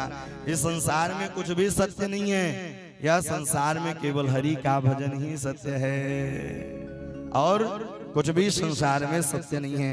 इसलिए प्रभु के चरणों में इस प्रकार से भीम युद्ध कर रहे थे। युद्ध करते करते एक भगवान ने कांस की तिलका ली है और तिलका लेकर के कांस को तोड़ा है, तो दाहिने वाला साइड बाएं साइड फेंका है, अब बाएं साइड का जो था वह दाहिने साइड फेंका। उसी प्रकार से जरासंध का भीम ने उद्धार कर दिया है। और उद्धार करने के बाद अब पांडव लोग आए, सबको अलग अलग कार्य बांटा गया, सबको अलग अलग कार्य बांटा गया। द्रौपदी को भोजन भैया बनाने में कार्य दे दिया गया, और इसके बाद भीम को भंडार से पवाने की जिम्मेदारी। अच्छा, जो भोजन करता है वही कराना जानता है, सबकी बस की बात नहीं है भोजन कराना, अथवा कर लेना। जब कभी खाया ही नहीं, एक एक रुपए रखा हुआ तो खिलाएगा क्या? बोलो राधे राधे है? तो भीम को कार्य मिल गया भोजन में पारस करने के लिए। अब भीम पारस करते जा रहे हैं और दुर्योधन को दान करने का, क्यों? पांडवों से चिढ़ता था, बोले दान ही कर देंगे, लेकिन दुर्योधन जितना दान करे उतना ही बढ़ता चला जाए, जितना दान करे। सब कार्य बट गए लेकिन एक कार्य बचा था, कृष्ण पादा बने जन, केवल एक कार्य बचा था। तो उस कार्य को भगवान द्वारिकाधीश ले लिए। कृष्ण पादा बने जन, जितने संत महात्मा आते उनके चरणन को धोते, और चरणन को धोने के बाद जूठी पत्तल उठाया करते थे। लोग तो अपनी पत्तल उठाने में भी शर्म करते हैं। कई लोग तीर्थों में जाते हैं, पता चला कि वहां गए हैं पुण्य करने, पाप करके चले आते हैं, क्योंकि अपना पत्तल छोड़ देते हैं और वहां जाकर के ऐशो आराम की एसी वाले कमरे ढूंढते हैं। अगर तीर्थ में जाओ तो वहां उस आश्रम के अनुसार, उस आश्रम की व्यवस्था के अनुसार ही रहना चाहिए। जितने संत महात्मा आते सबको सुंदर चरणन को धोया करते थे, अजूठी पत्तल उठाया करते थे। इस प्रकार से भगवान सारे कार्यों को करते करते अब यज्ञ की पूर्णाहुति होने लगी। बोल यज्ञ नारायण भगवान की। इसलिए प्रभु के दीवाने बन जाइए। आइए 2 मिनट के लिए हम लोग बरसाना धाम चलते हैं, फिर सुदामा चरित्र में प्रवेश करेंगे। बोल भक्त वत्सल भगवान की। सारी दुनिया है दीवानी, सारी दुनिया है दीवानी, राधा रानी आपकी। सारी दुनिया है दीवानी, राधा रानी आपकी। सारी दुनिया है दीवानी, राधा रानी आपकी। सारी दुनिया है दीवानी, राधा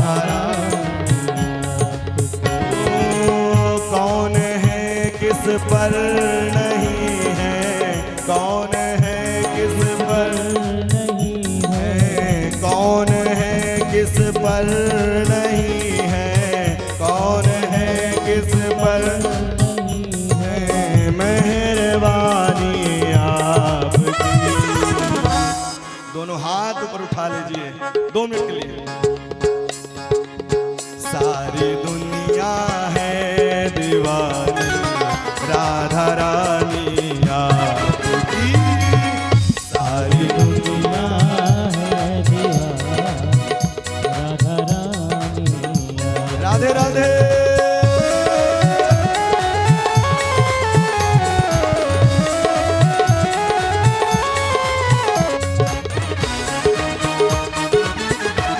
हरि बोल।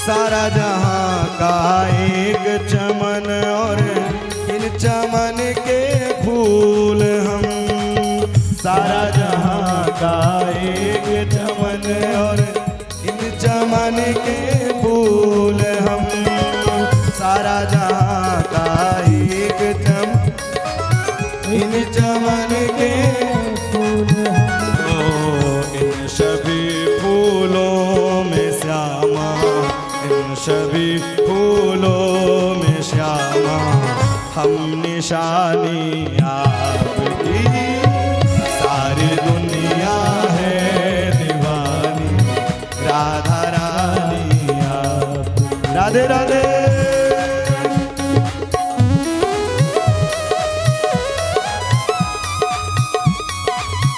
मीठी मीठी तालियों की सेवा करते हुए बरसाने वाली की।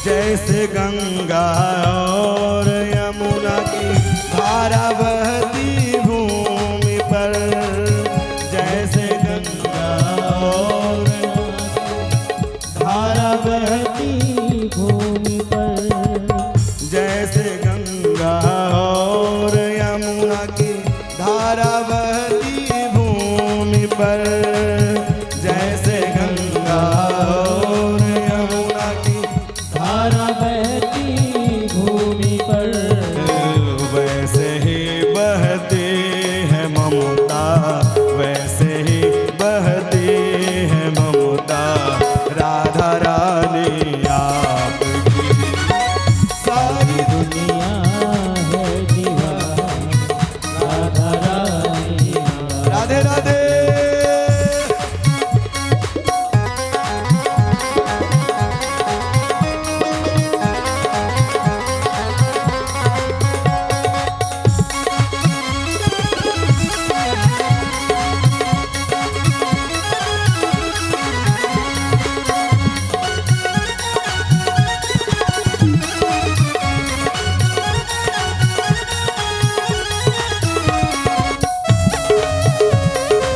हरि बोल।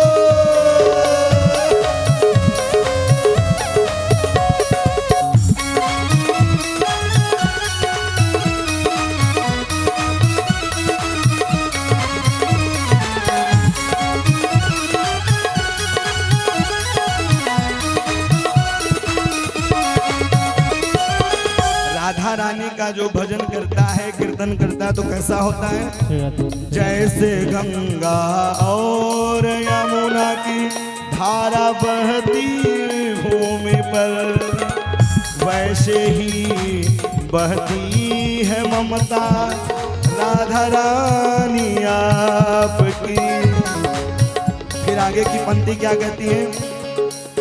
तन भी तेरा मन भी तेरा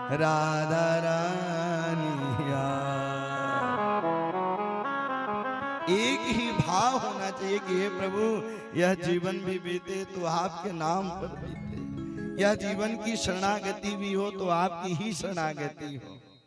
तन भी तेरा मन भी तेरा, मेरा क्या है लाडली,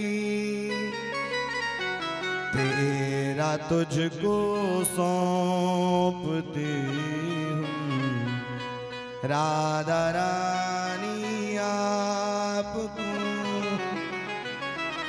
सारी दुनिया है दीवान।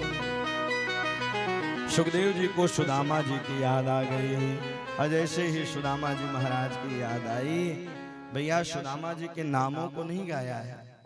पूरे भागवत में 2 अध्यायों में सुदामा चरित्र का गायन किया, लेकिन सुदामा जी के नाम को नहीं गाया। क्या कहा? कृष्ण स्यासे सखा कश्चित् ब्राह्मणो ब्रह्मवेत्तम विरतो इन्द्रियार्थेषु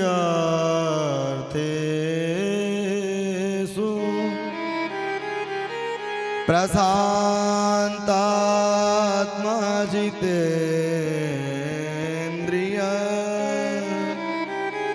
सब लोग शांति से बैठेंगे, बड़ा ही गंभीर प्रसंग है भैया। सुदामा जी कैसे हैं? सुदामा जी के नामों को भी नहीं गाया है। सुदामा क्यों? क्योंकि हमारा शास्त्र कहता है कि अपनों से बड़ों का और महापुरुषों के नामों को लिया नहीं जाता है। महापुरुष का नाम लिया नहीं जाता है। लेकिन आजकल भजन बनाने वाले ऐसा बना देते हैं, अरे द्वारपालो सुदामा गरीब आया। अरे साहब, कहने वाला गरीब हो सकता है, सुदामा कभी गरीब नहीं हो सकते। जिसके सखा स्वयं परमात्मा हो वो कभी गरीब हो सकता है? कभी गरीब नहीं हो सकता है। कृष्ण श्यासे सखा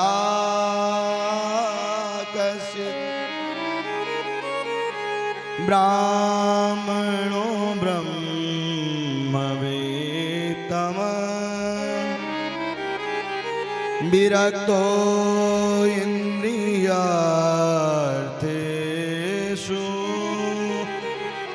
प्रशान्तात्मा जितेन्द्रिय। बोले यहाँ कहा गया कृष्ण के सखा। अब ब्राह्मणों ब्रह्मवित्तम, ब्राह्मण कुल में जन्म लिया है और ब्राह्मणत्व को जानने वाले हैं ऐसे से सुदामा जी महाराज। विरक्त, गृहस्थ में भी रह करके विरक्त है ऐसे सुदामा जी महाराज। विरक्तो इंद्रियार्थेषु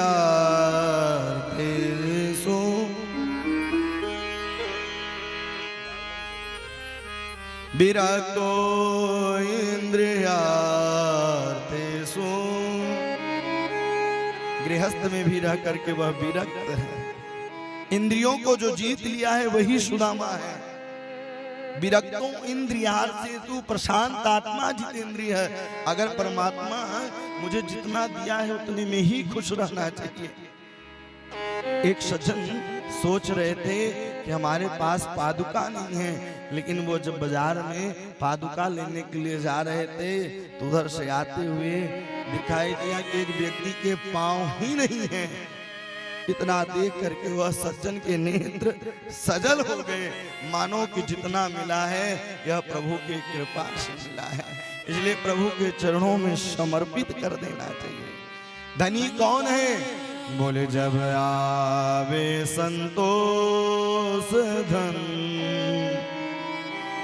सब धन दूरी समान।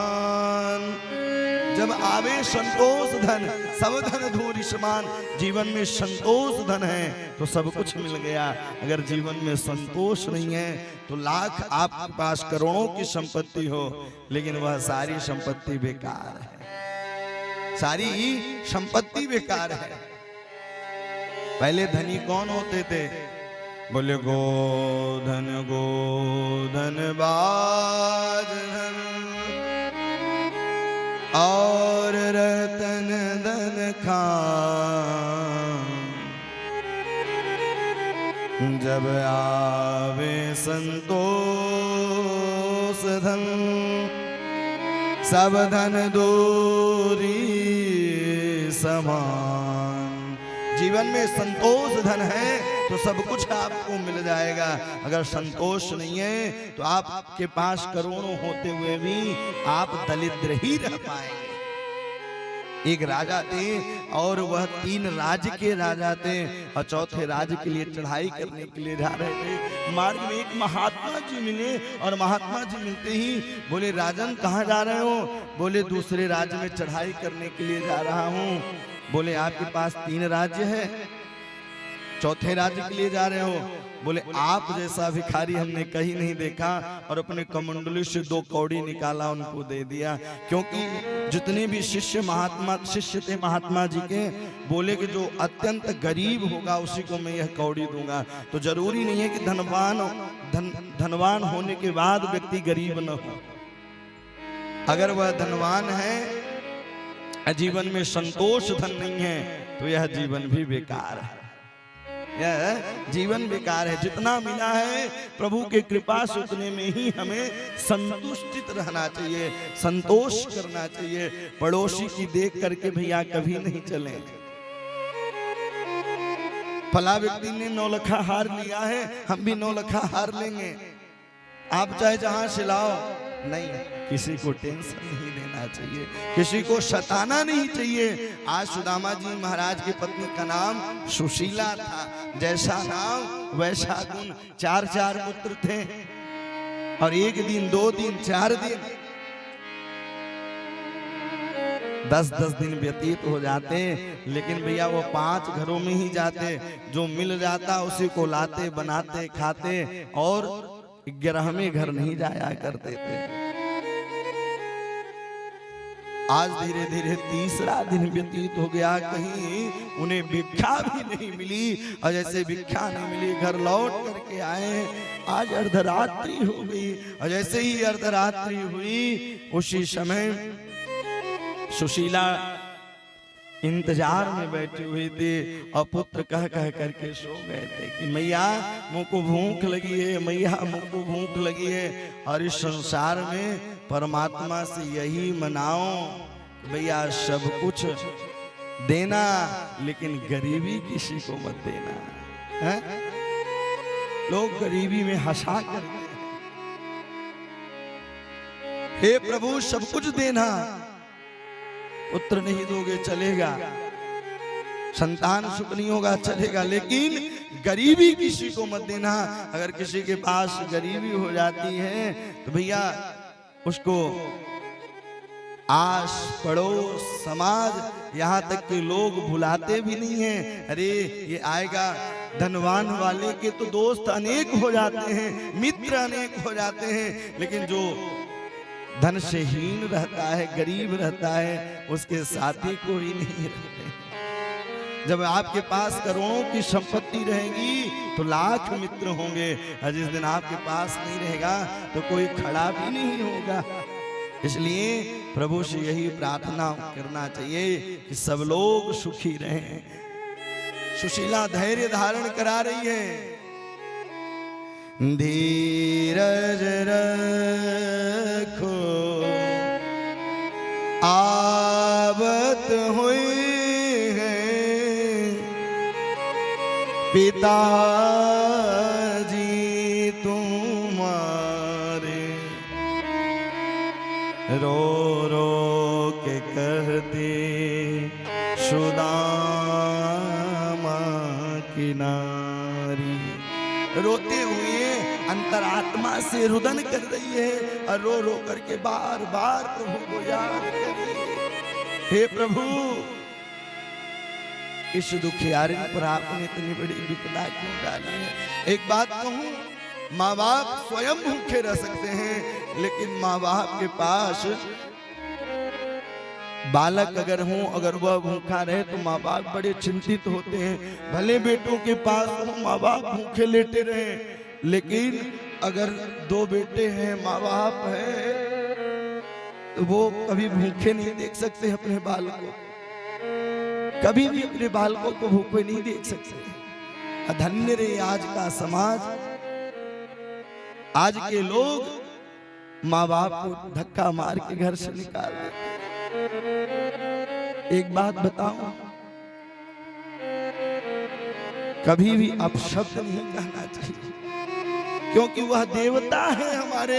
अगर हमारा देवता ही रुष्ट हो जाएगा, हम कहीं जाएंगे, हमें सफलता नहीं मिलेगी, हमें कहीं भी सफलता नहीं मिलेगी। इसलिए बार बार प्रभु से यही स्मरण करें, और बार बार सुशीला आज धैर्य धारण कराती है, और धैर्य धारण करा करके बार बार समझाती है।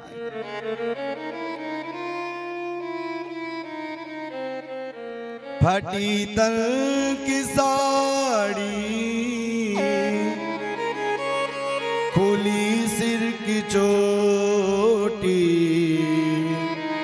बच्चे मांगते मां दे दो रोटी।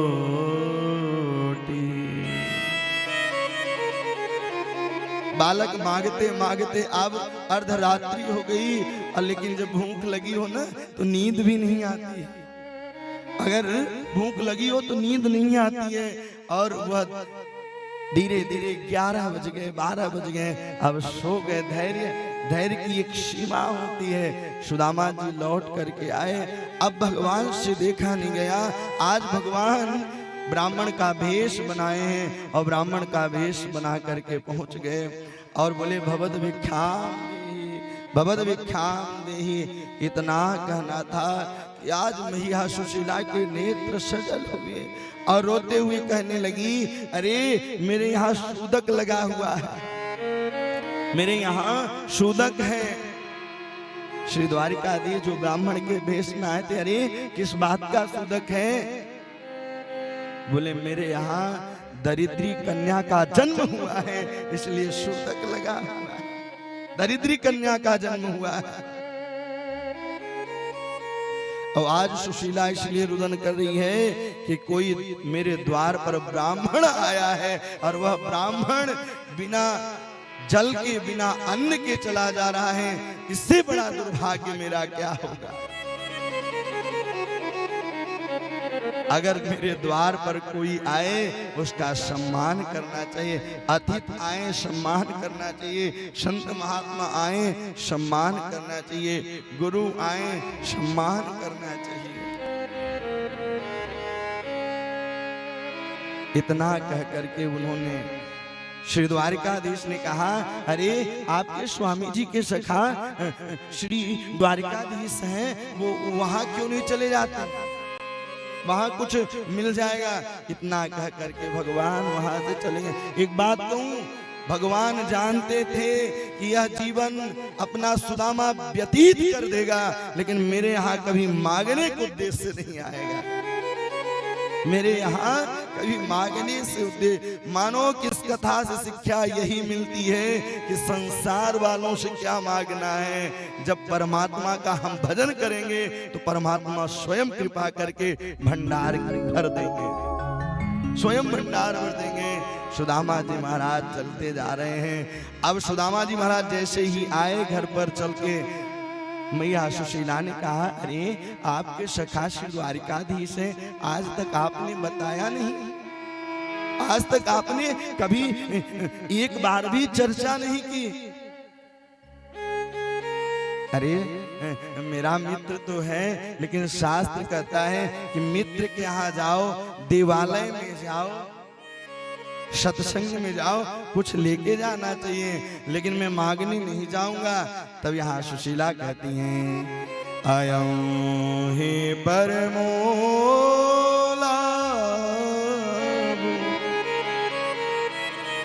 गृहेषु गृह में दिना। अरे आप मांगने मत जाइए, आप उनके सामने ही चले जाइए। मानो इस कथा से शिक्षा यह मिलती है कि भगवान से मांगे नहीं, लेकिन अपने कर्म को छोड़े नहीं। हम निरंतर उनका स्मरण करते रहें, निरंतर उनका याद करते रहें। बोले ठीक है, दर्शन के लिए जाऊंगा, लेकिन कुछ होना चाहिए। आज सुशीला 4 घरों में गई हैं और 4 प्रकार के चावलों को लेकर आई। क्यों? क्योंकि सुशीला जानती थी मेरे स्वामी जी अपनी स्थिति परिस्थिति बताएंगे नहीं, लेकिन जब 4 प्रकार के चावलों को देखेंगे श्री द्वारिकाधीश भगवान, वह समझ जाएंगे कि जरूर यह एक घर का चावल नहीं है, 4 घरों से चावल आया, 4 घरों से चावल आया। और जैसे ही 4 घरों में जाकर के चावल को लेकर आया, पोटली भी बनाने के लिए वस्त्र नहीं है, साड़ी के पल्लू को फाड़ा है जो एक नहीं 10 जगह से सी हुई है, और उस पल्लू को फाड़ करके श्री द्वारिकाधीश के लिए सुंदर चावल की पोटली को बंधाया और कहा अब आप धीरे धीरे जाइए, लेकिन मेरा एक संदेश कह देना, मेरा एक संदेश कह देना द्वारिकाधीश को कि एक मास द्विपक्ष में 2 एकादशी हो, मेरे घर गोपाल जो नित एकादशी हो। सुदामा जी महाराज वहां से चलने लगे, और सुदामा जी हैं कैसे? जब मार्ग से गुजरते हैं उनकी एक हड्डी गिनी जा सकती है। सुदामा जी चलते जा रहे हैं, गुनगुनाते जा रहे हैं कि प्रभु न भूख लगती है न प्यास लगती है, अब यह तो जिंदगी उदास लगती है। कैसे आऊं मैं द्वारिका नगरी, अब आस भी निराश लगती है। सुदामा जी महाराज धीरे धीरे चलते जा रहे हैं, और चलते चलते भैया जैसे ही वहां से प्रारंभ किया, निकलते निकलते धीरे धीरे चलते जा रहे हैं और गुनगुनाते जा रहे हैं, गोविंद चले आओ,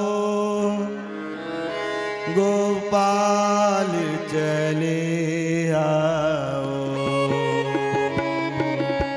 गोविंद चले आओ, गोपाल चले आओ, गोविंद चले आओ, गोपाल चले आप सभी लोग अपने नेत्र बंद करके मीठी मीठी ताली बजाते हुए आप भी द्वारिकाधीश भगवान को अपने हृदय में बुलाइए। मीठी मीठी ताली बजाएं और प्रभु को बुलाते जाएं।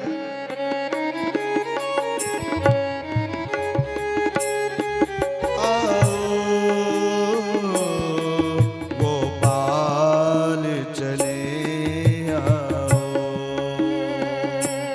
गोविंद चले आओ, गोपाल चले आओ, गुरुदेव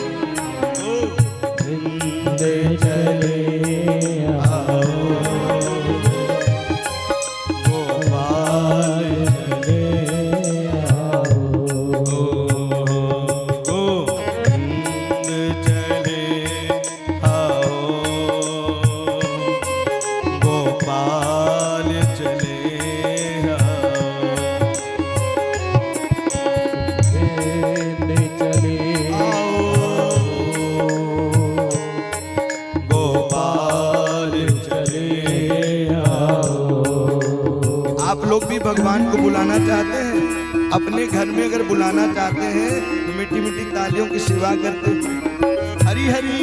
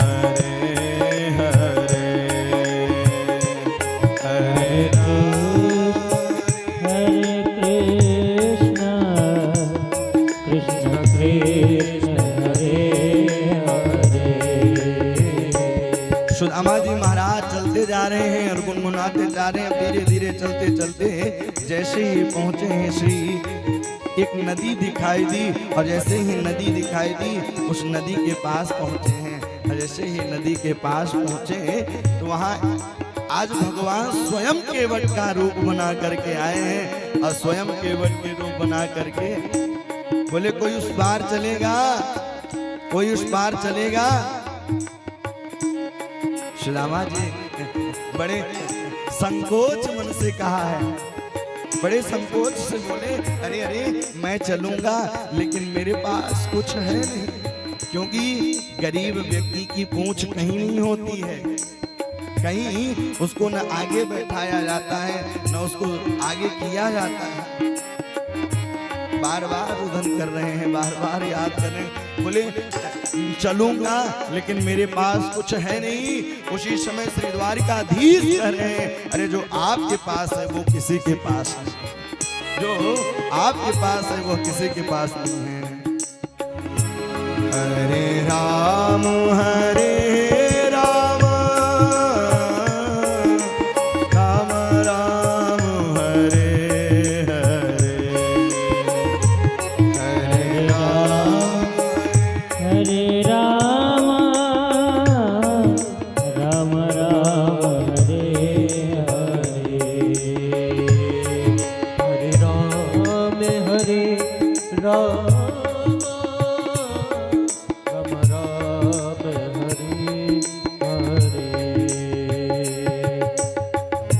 हरे राम हरे राम राम राम हरे हरे, हरे कृष्ण कृष्ण कृष्ण कृष्ण हरे हरे, हरे राम हरे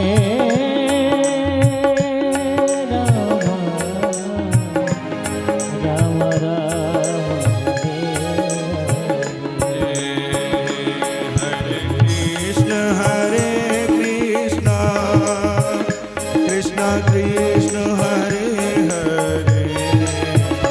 हरे कृष्ण हरे कृष्ण कृष्ण कृष्ण हरे हरे, हरे राम राम राम हरे हरे, हरे राम राम राम हरे हरे, हरे कृष्ण कृष्ण कृष्ण हरे हरे, हरे कृष्ण हरे कृष्ण कृष्ण कृष्ण हरे हरे। 2 मिनट के लिए सभी लोग ऊपर हाथ कर लें, क्योंकि श्री सुदामा जी महाराज पहुंच रहे हैं द्वारिकाधीश। कथा भगवती भी द्वारिकाधीश पहुंच रही है, ताली बजाते हुए। हरे राम राम राम हरे हरे, हरे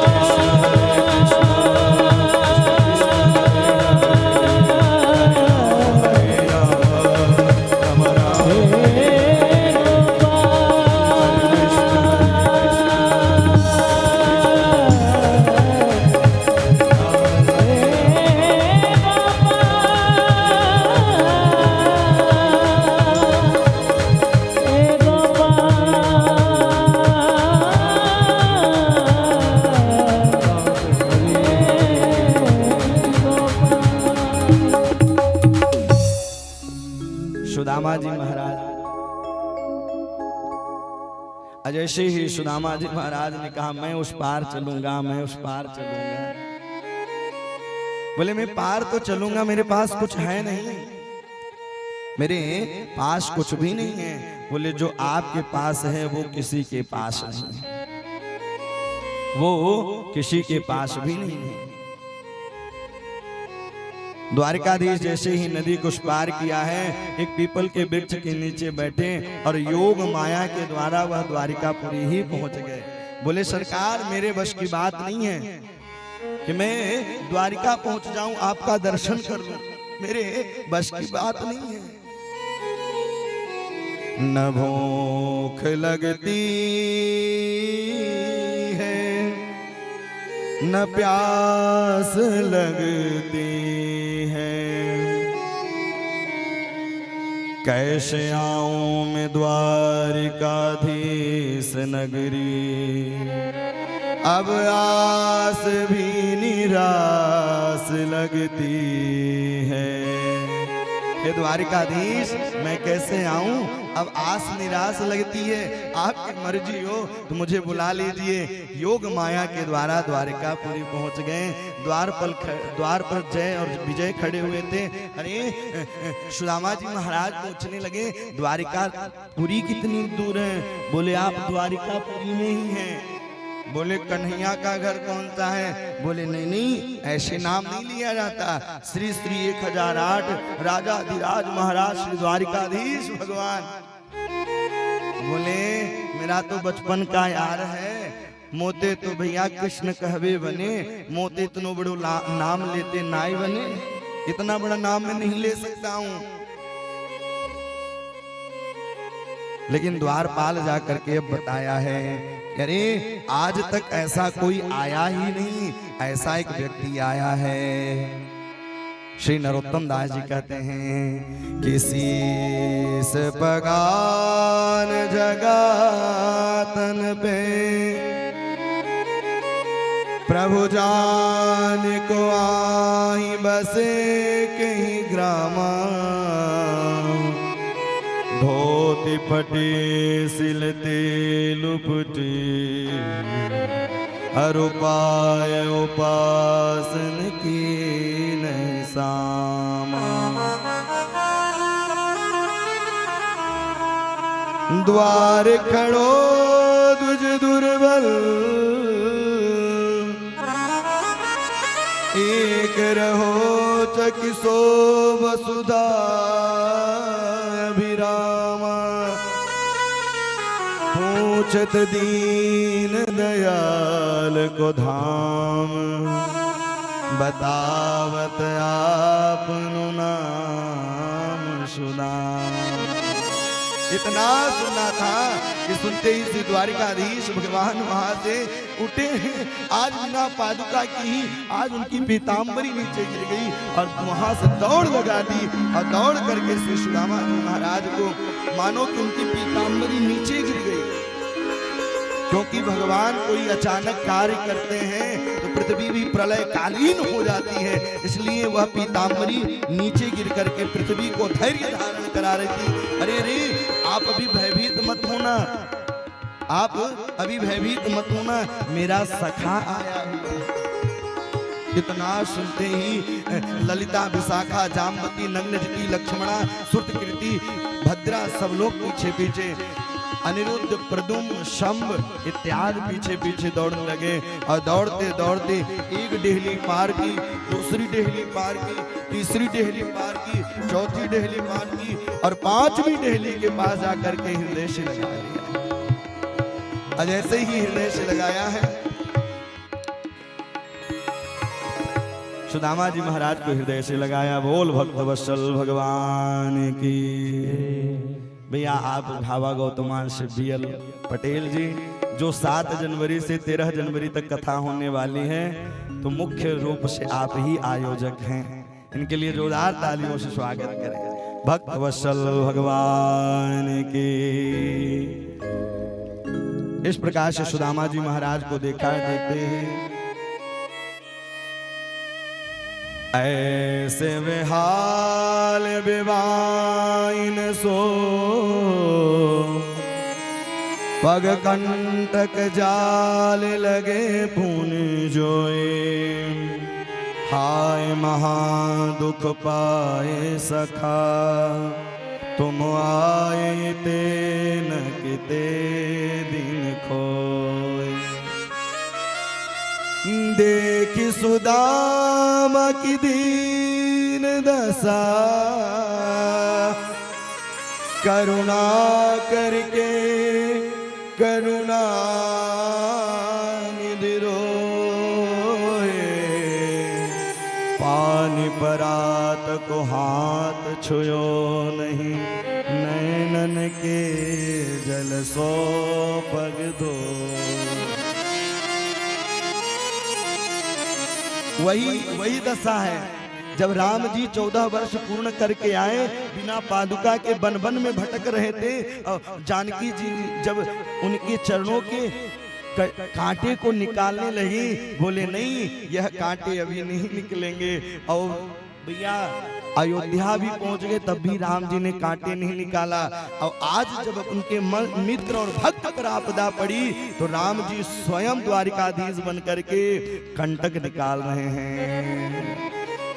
ऐसे बेहाल बेबाइन सो पग कंटक जाल लगे पुन जोए। हाय महा दुख पाए सखा तुम आए ते न किते दिन खो।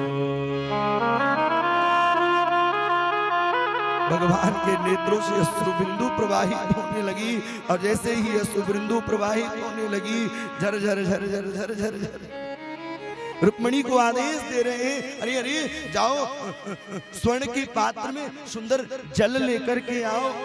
भगवान ने अनुमान लगाया इस मृत्यु लोक में श्रेष्ठ 2 ही जल हैं, एक गंगा और एक यमुना, वो भी मेरे चरणों से निकली है। तो भगवान अपने अश्रु बिंदुओं से चरण को धोना प्रारंभ कर दिया, अपने अश्रु बिंदुओं से चरण को धोना प्रारंभ कर दिया।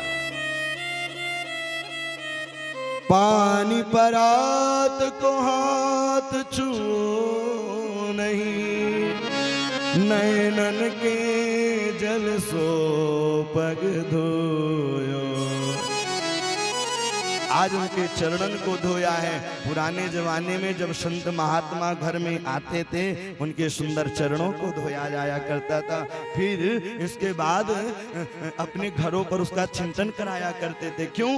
मानसकारों ने भी लिखा है और शास्त्र भी वर्णन करता है कि वह घर तीर्थ के समान होता है जहां संतों का पदार्पण होता है।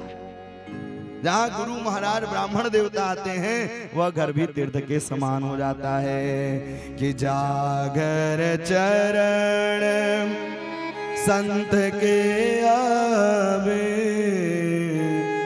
जागर चरण संत के आवे, जागर चरण संत के आवे।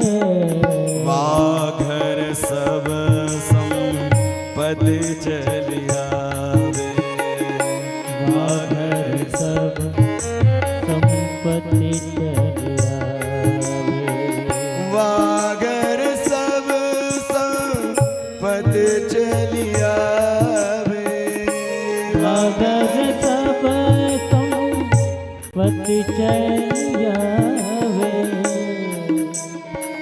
जागर चरण संत के आवे, जागर चरण संत के आवे, संत के आवे, संत के आवे।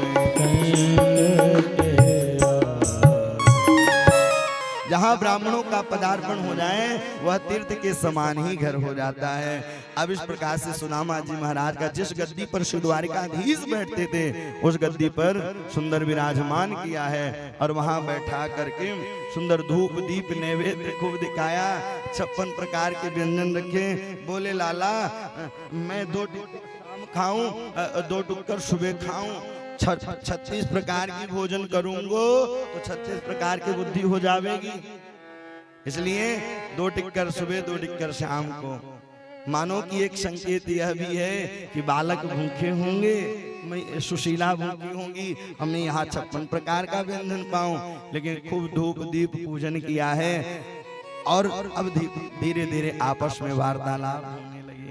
और जैसे ही वार्तालाप होने लगी अब गुरुकुल की बात चलने लगी कि अपि ब्रह्मन गुरुकुलात् भवतालब्ध दक्षिणात् समाविर्तेन धर्मज्ञो भार्योणाश्रदसे नमः। अरे लाला तो को याद है जब हम और आप गुरुकुल में पढ़ने के लिए गए थे और जिस दिन मैं भूल जाऊं पाठ वह दिन तू भी भूल जावे पाठ, क्योंकि पिटाई दोनों के साथ में लगती थी। अच्छा आजकल लोग भ्रमित रहते हैं कि सुदामा जी चना खा लिए थे, ऐसा नहीं है। एक बार वह चना जो है एक दीनहीन माता थी और उनके यहाँ से एक चोर उस चने की पोटली को चुरा करके शांदीपनम गुरुकुल में रख दिया। रोने लगी, जब रोने लगी तो श्री संत आए और संत ने कहा जो भी इस चने को खाएगा वो दीनहीन हो जाएगा। इसलिए भैया तो उन्होंने सोचा भगवान न खाएं, अगर भगवान श्रीहीन हो जाएंगे तो हम लोग कहाँ जाएंगे। इसलिए सुदामा जी पा गए थे। बोल भक्त वत्सल भगवान की राधे राधे गोविंद गोविंद हेलो, राधे राधे श्री राधे विशिष्ट अतिथियों की कड़ी में आज हमारे बीच में भारतीय जनता युवा मोर्चा के जिलाध्यक्ष माननीय विकास मिश्रा भैया हम सबके बीच मौजूद हैं और हमारे हनुमाना मंडल भाजपा हनुमाना मंडल के अध्यक्ष सुनील भैया सुनील शुक्ला जी मौजूद हैं।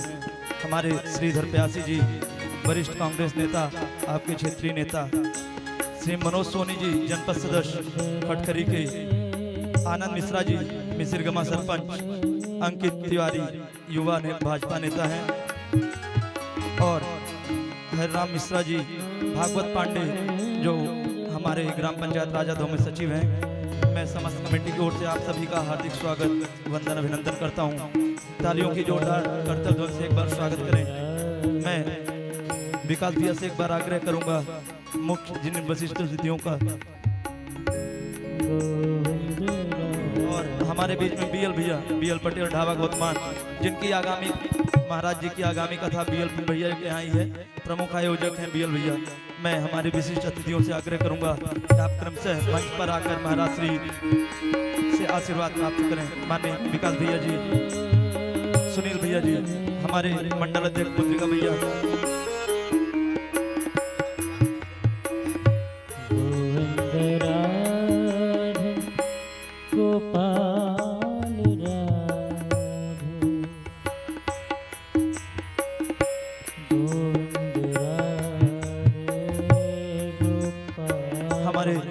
मुरलीधर द्विवेदी भैया, आपसे आग्रह है कि आप एक बार पुनः आशीर्वाद प्राप्त कर लें।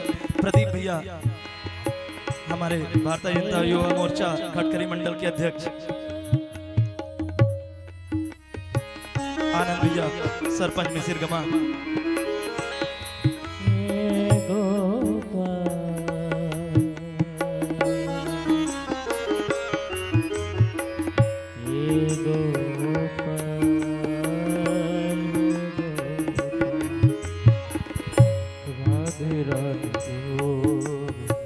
और जैसा कि आप सभी को ज्ञात है ये कथा जो होती है महाराष्ट्र की सारी कथाएं लाइव संचालित होती हैं महाराष्ट्र के यूट्यूब चैनल एवं फेसबुक चैनल आचार्य शुभांशु कृष्ण महाराज जी के चैनल पे। आप YouTube पे सर्च करें। आपसे आग्रह है कि आप लोग मोबाइल निकाल के महाराज श्री का चैनल सर्च करके यहीं बैठे बैठे ज़्यादा से ज़्यादा लोग महाराज श्री का चैनल सब्सक्राइब कर लें, क्योंकि हमारे गुरु महाराज हैं, उनका सपोर्ट करना, वो ज़्यादा से ज़्यादा उनकी कथा प्रचारित हो, ज़्यादा से ज़्यादा धर्म का प्रचार प्रसार हो। आप सभी से आग्रह है कि जो लोग भी हैं यूट्यूब पे आप आचार्य शुभांशु कृष्ण महाराज चैनल सर्च कर लें और उसको सब्सक्राइब करें। महाराज की आगामी कथाएं भी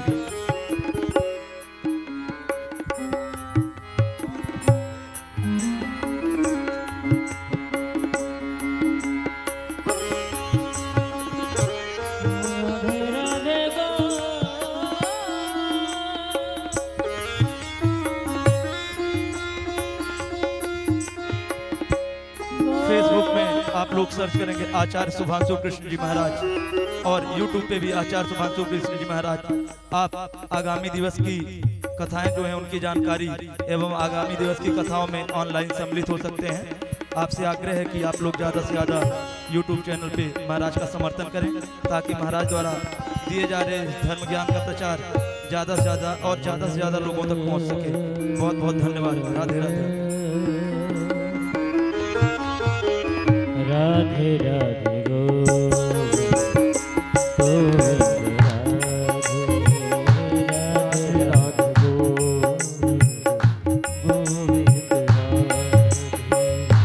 गोविंद राधे गोपाल राधे गोविंद राधे गोपाल राधे गोविंद राधे गोपाल राधे।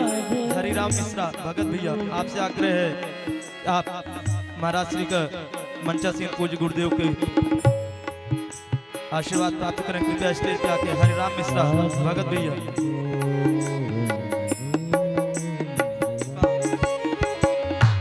गोविंद राधे गोपाल राधे गोविंद राधे संदीप मिश्रा राजा धो, आप आके महाराज श्री से आशीर्वाद प्राप्त करें।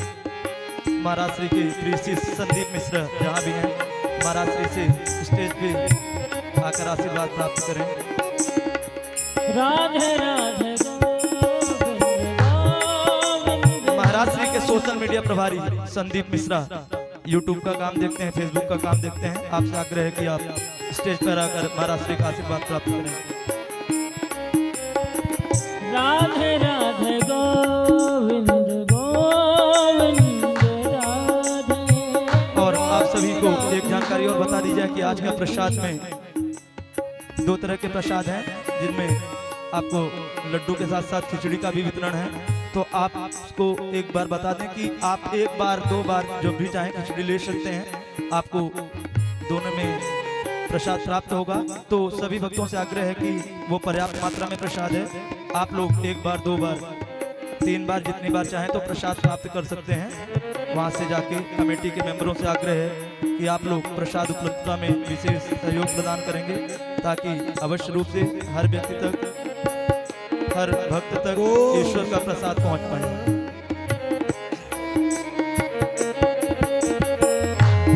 और मैं आयोजक मंडल के सदस्यों से आग्रह करूंगा कि जो भीड़ बैठी हुई है, सॉरी खड़ी हुई है, उनको आप लोग जगह वहाँ पास निर्धारित कर बैठाने की व्यवस्था करें, क्योंकि पीछे बहुत ज़्यादा भीड़ खड़ी हुई है।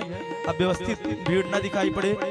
कमेटी के आग्रह, मेंबरों से आग्रह है, कमेटी के सदस्यों से, मोनू, लाला भैया, लिल्ली, आप सब लोग देखेंगे कि कोई भी भीड़ खड़ी ना रहे, सबके बैठक के लिए व्यवस्था कराया जाए।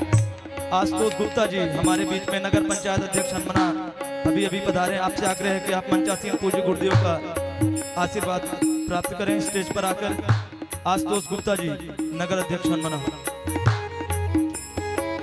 राधे राधे गोविंद गोविंद राधे राधे राधे गोविंद गोविंद राधे गोविंद राधे गोपाल राधे गोविंद राधे गोपाल राधे। हमारे मऊगन से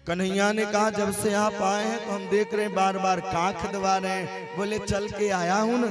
बोले जब आप चल के आए हैं तो भैया पाँव में दर्द होना चाहिए, कांख में दर्द क्यों है? कांख में दर्द क्यों है? बोल भक्त वत्सल भगवान की।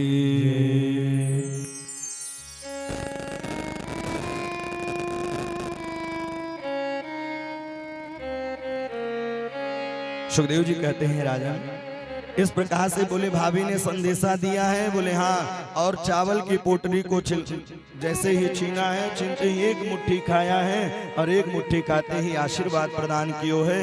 और आशीर्वाद प्रदान करने के बाद बोले भाभी ने कुछ कहा है? बोले हाँ, भाभी ने कहा है कि एक मास दुई पक्ष में दो एकादशी हो,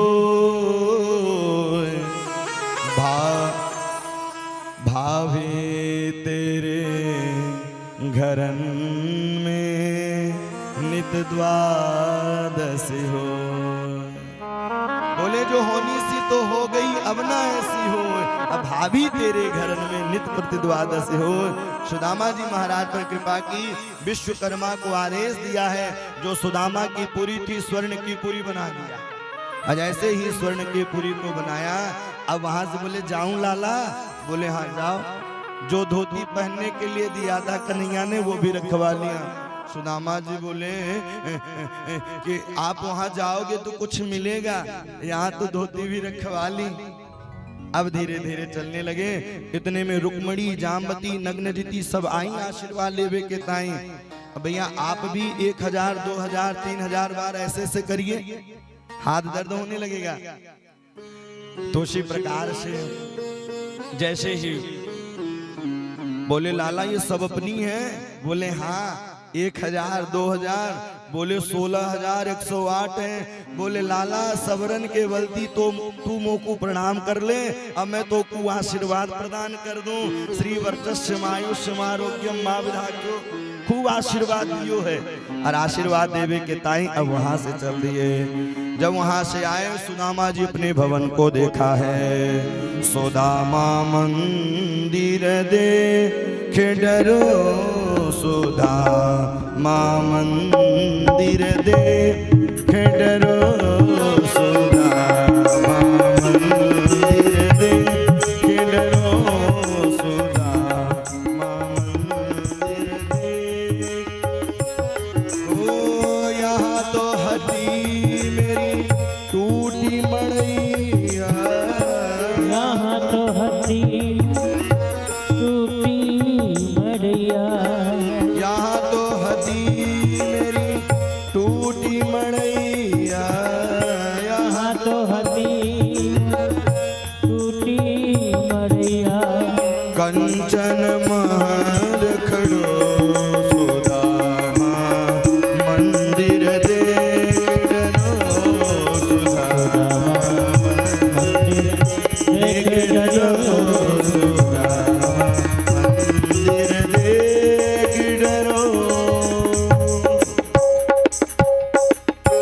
सुदामा मंदिर देख डरो, यहाँ तो हती मेरी टूटी मड़ैया, कंचन महल खड़ो, सुदामा मंदिर देख डरो। सुदामा जी ने कहा जरूर कोई नगर के सेठ होंगे, हैं? कैसे? जैसे हमारे सोनू भैया जी नगर सेठ हैं। बोले ब्राह्मण की कुटिया को लगता है उजाड़ दिया, अपनी हवेली बना ली।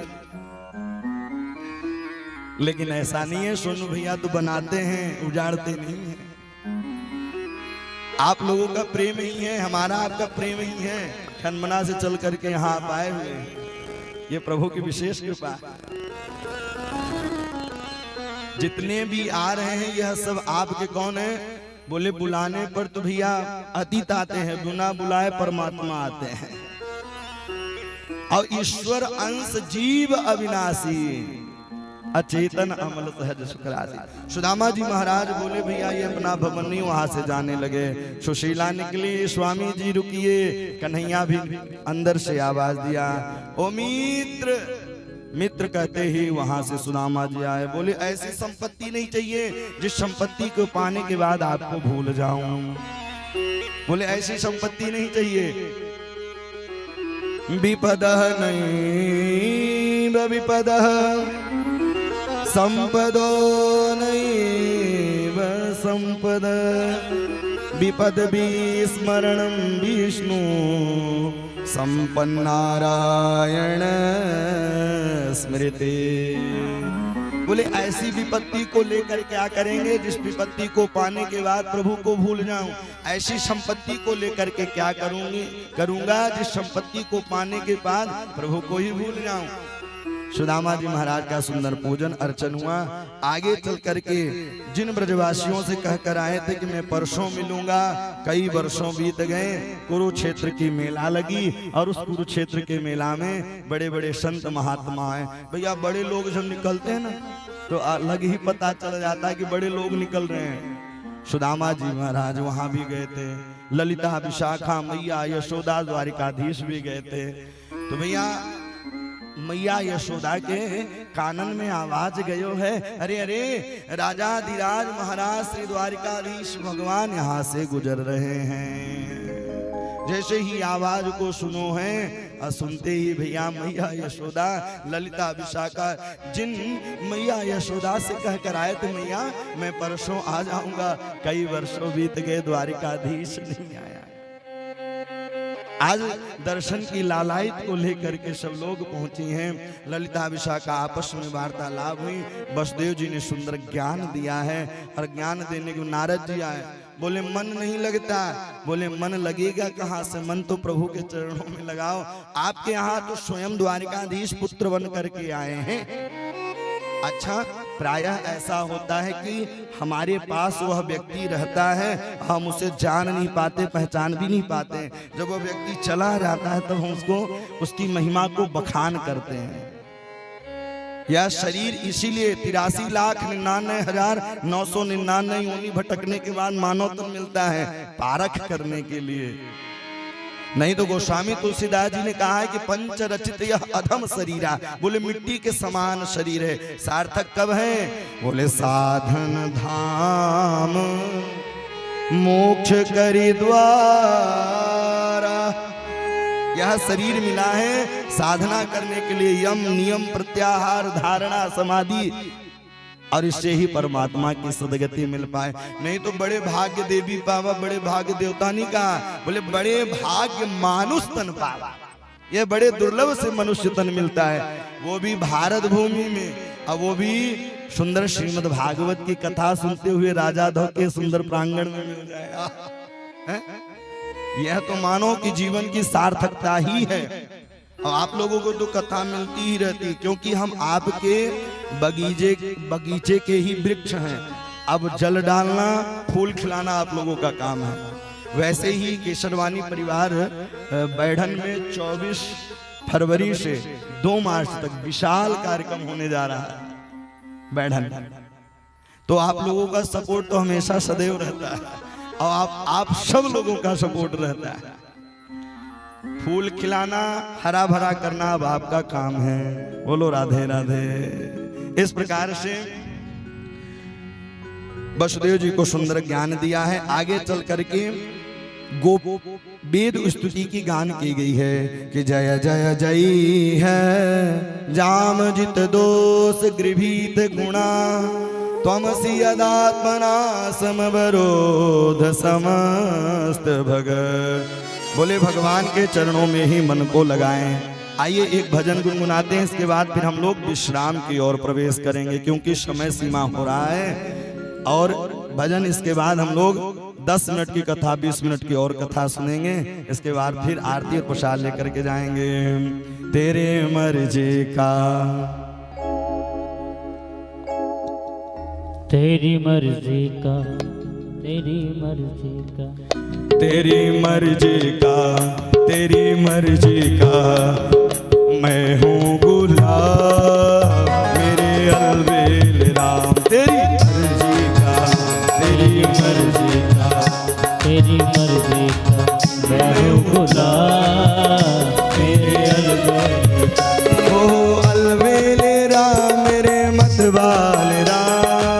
अलबेले राम मेरे मतवाले राम, ओ अलबेले राम मेरे मतवाले राम, अलबेले राम मेरे मतवाले राम। तेरी मर्जी का, तेरी मर्जी का, तेरी मर्जी का मैं हूँ गुलाम, मेरे अलबेले राम, तेरी मर्जी का मैं हूँ गुलाम मेरे अलबेले। हरि बोल।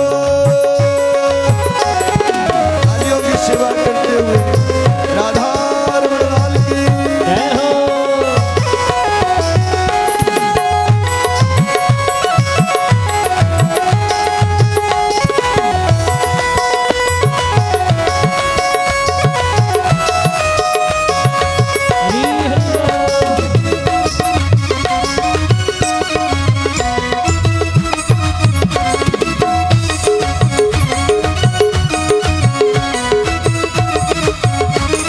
जो भी करा लूँ मैं तुम पर निछावर, जो भी करा लूँ मैं तुम पर निछावर, जो भी करा लूँ मैं तुम पर निछावर, जो भी करा लूँ मैं तुम पर निछावर।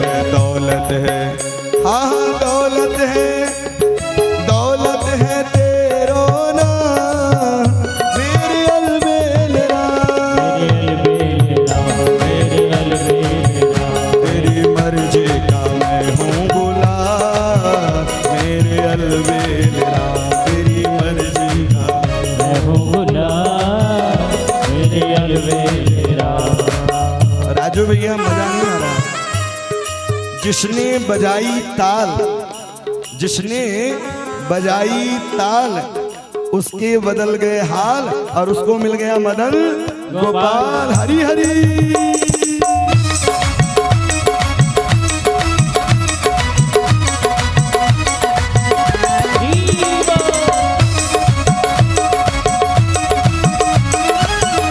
राधा रमण लाल की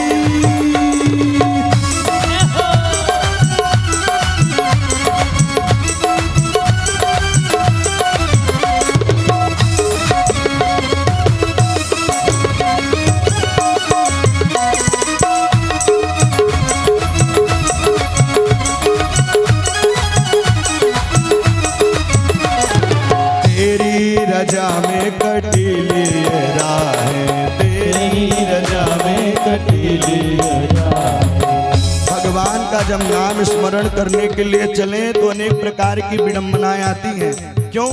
क्योंकि कलयुग में धर्म एक पैर से खड़ा हुआ है, कलयुग में धर्म एक पैर से खड़ा हुआ है।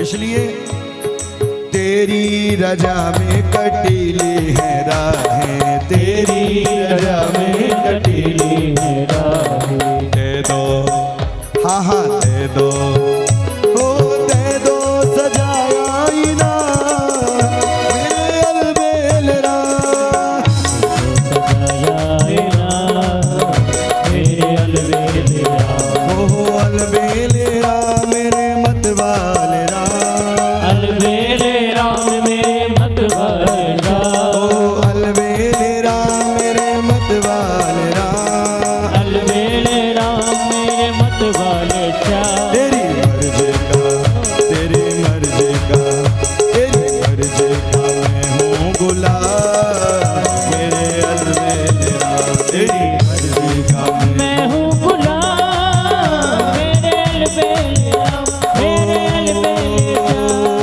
राधे कृष्ण कृष्ण कृष्ण राधे राधे राधे, राधे कृष्ण कृष्ण कृष्ण राधे राधे, राधे कृष्ण कृष्ण कृष्ण राधे राधे, राधे कृष्ण कृष्ण राधे राधे। सभी लोग अपनी हथेलियां खोल करके ताली बजाते हुए क्या कहेंगे? ओहो राधे कृष्ण कृष्ण कृष्ण राधे राधे, राधे कृष्ण राधे कृष्ण कृष्ण कृष्ण राधे राधे, राधे कृष्ण कृष्ण ओ राधे कृष्ण कृष्ण कृष्ण राधे राधे, राधे कृष्ण कृष्ण राधे राधे, राधे कृष्ण कृष्ण कृष्ण राधे राधे, राधे कृष्ण राधे राधे। हमारे बीच में अभी अभी विनोद सिंह जी जिला महामंत्री भाजपा किसान मोर्चा आप पधारे हैं। आपसे आग्रह है कि आप स्टेज पर आकर महाराज श्री का आशीर्वाद प्राप्त करें। हमारे छोटे भाई अंकित मिश्रा भारतीय जनता युवा मोर्चा मंडल अध्यक्ष हनुमना हमारे बीच में पधारे हैं। हमारे भागवत प्रेमी, कथा प्रेमी, इन दीन के साथी राजू भैया पुनः पधारे हैं। एक बार तीनों विशिष्ट अतिथियों का जोरदार तालियों से स्वागत कर दें। राधे कृष्ण कृष्ण कृष्ण राधे राधे राधे कृष्ण राधे कृष्ण राधे राधे कृष्ण राधे कृष्ण राधे राधे कृष्ण राधे कृष्ण राधे कृष्ण राधे कृष्ण कृष्ण राधे राधे कृष्ण राधे कृष्ण राधे राधे कृष्ण राधे राधे कृष्ण राधे कृष्ण कृष्ण कृष्ण राधे राधे राधे कृष्ण राधे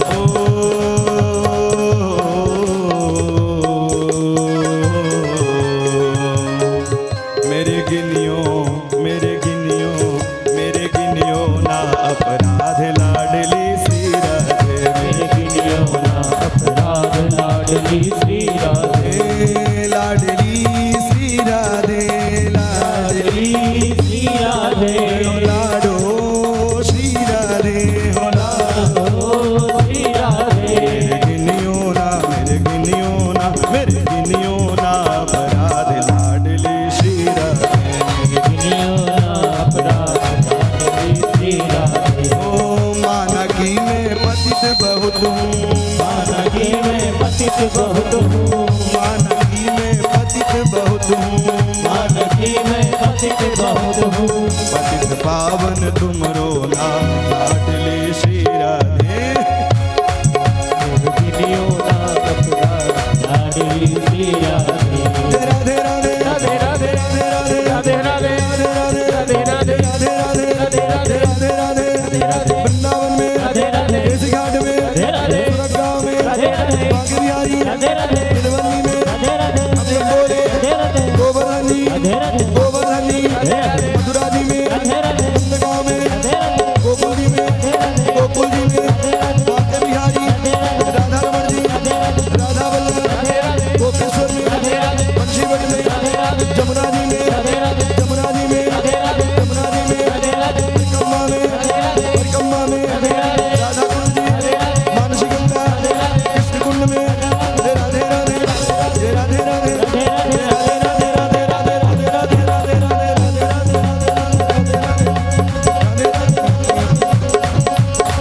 जय जय श्री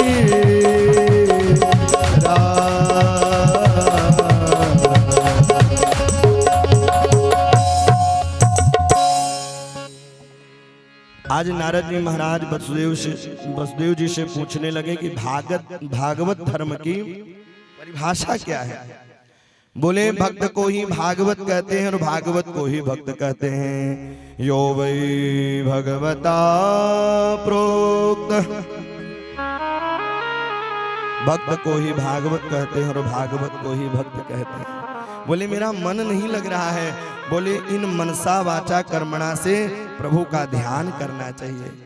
आज प्रभास क्षेत्र में बड़े बड़े संत महात्मा सब लोग आए हुए थे और बार बार श्री द्वारिकाधीश भगवान अपने बच्चों को समझाते, अरे ब्राह्मणन की सेवा करनी चाहिए, संतन की सेवा करनी चाहिए। लेकिन पता है जब माता पिता बालकों को समझाते हैं तो लगता है कि ये सठिया गए हैं। कई लोग कहते हैं 60 साल के हो गए, ये नहीं जानते कि 60 साल का इनको अनुभव है? आज शंभ को साड़ी पहनाई और शंभ को साड़ी पहना करके भैया विश्वामित्र दुर्वासा जहां बड़े बड़े अमलात्मा विमलात्मा थे, विश्वामित्र सित कर्णो दुर्वासा भिंगुरा कश्यपो वामदेवो त्रिवशिष्टो नारदय। विश्वामित्र के पास गए, दुर्वासा ने कहा अरे मेरे पास आओ, मेरे पास आओ, मूसल निकलेगा, मुसलम कुलनाशन है। इतने में भयभीत हुए, साड़ी को खोला, उसमें मूसल निकला। रोते रोते नाना उग्रसेन के पास गए, बोले इसको पीस के समुद्र में बहा दो। और जैसे ही समुद्र में बहाने लगे, समुद्र में बहाते ही एरका नाम के घास से वह प्रकाशित हुई और एक किले की मछली निकल गई थी। मछुआरे ने पकड़ लिया।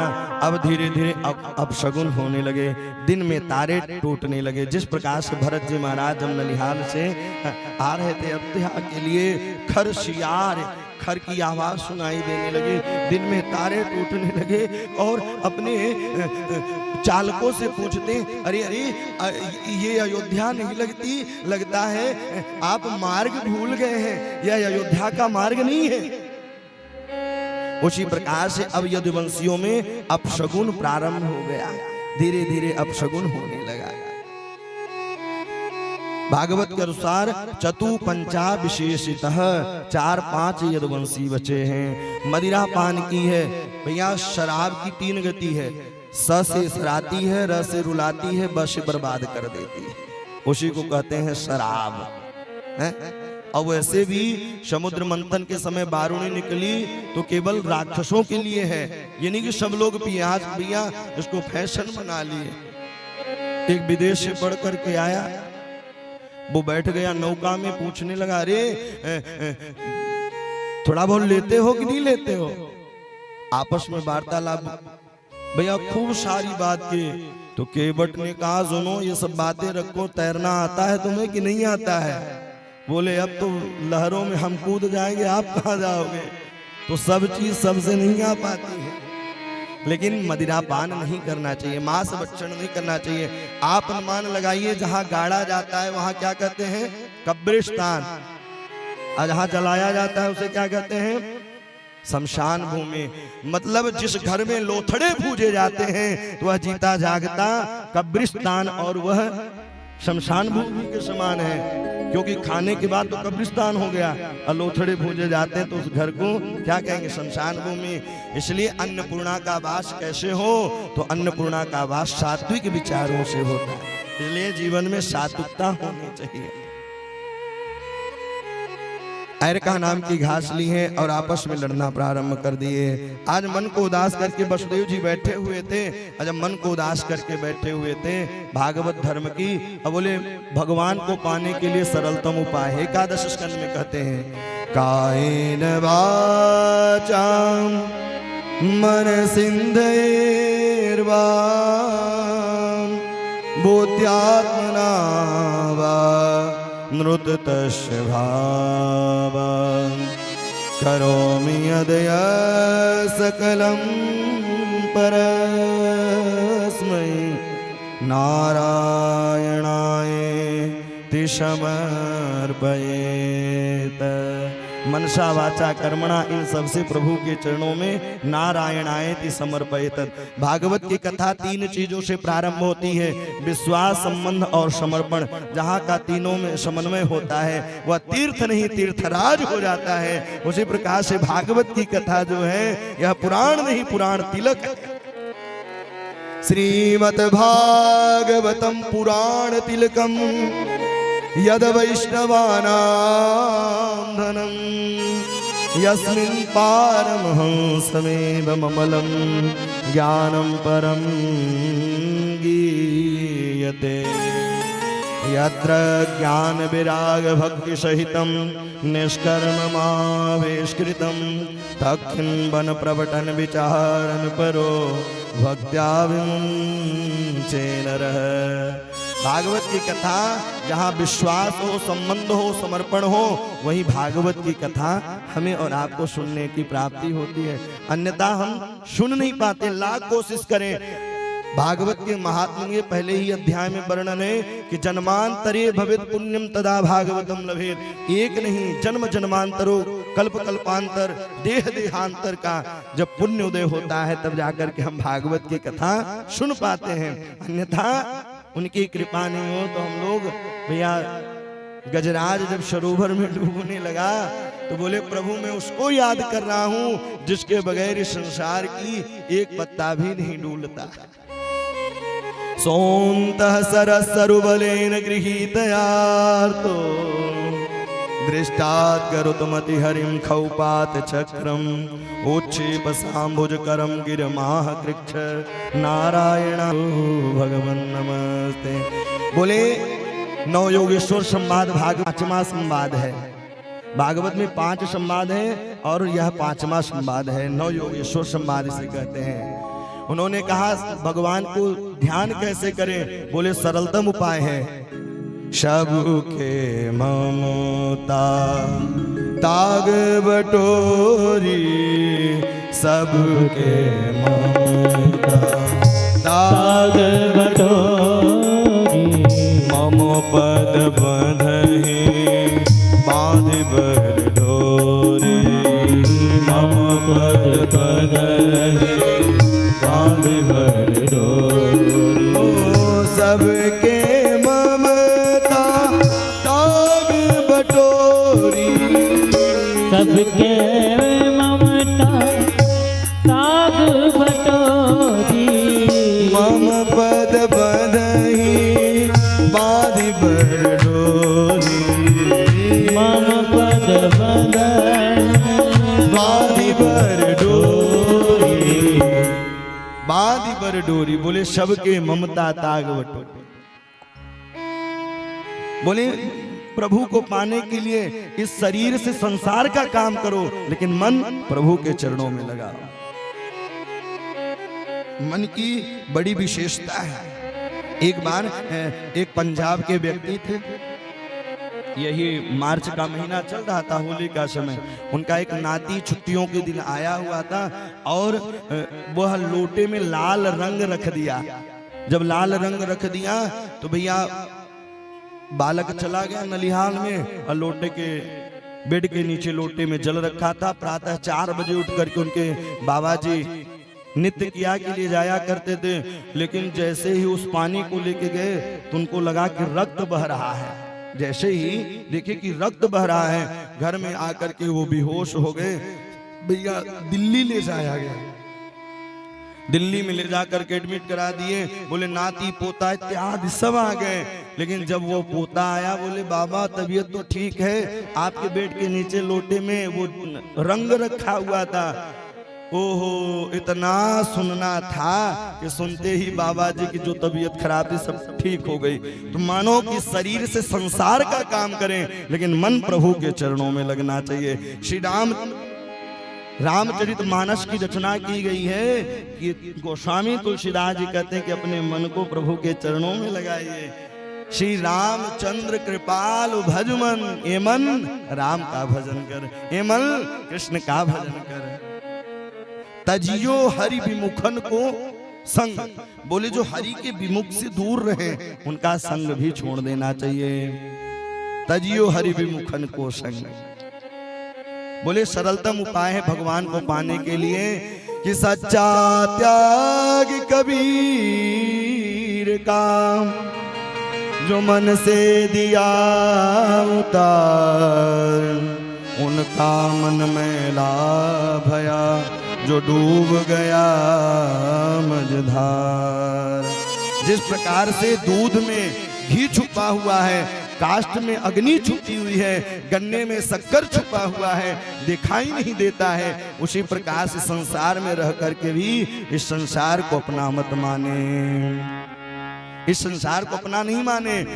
तकलीफ तब होती है जब हम संसार को अपना मान लेते हैं, और जहां अपनापन आया तो वहीं से तकलीफ बढ़ जाती है। इसलिए अपना अपना कहना छोड़ दीजिए। निज प्रभु में देखई जगत के ही सन करहि विरोध। कबीर जी भी कहते हैं कि कबीरा खड़ा बाजार में, सबकी मागत खैर, ना काहू से दोस्ती, भैया ना काहू से बैर। कोई नहीं अपना पति पत्नी।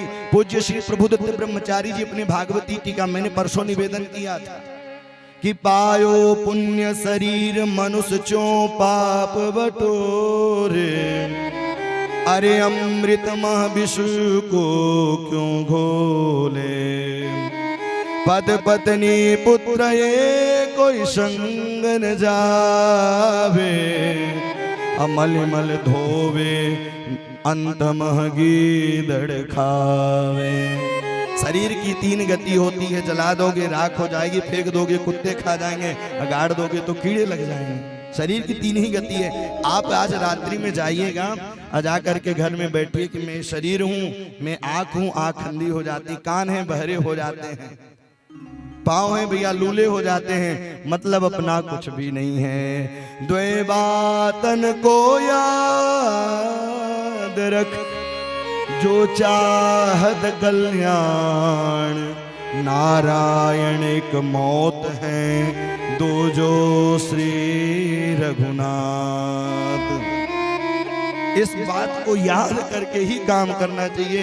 आगे चल करके यदु जी महाराज बैठे हुए थे, दत्तात्रेय जी से मुलाकात करते हैं और दत्तात्रेय जी से मुलाकात करते ही उन्होंने कहा कि आप जंगल में रहते क्या खाते हैं? 24 गुरुओं की कथा बताई गई है। पृथ्वी वायुराकाशो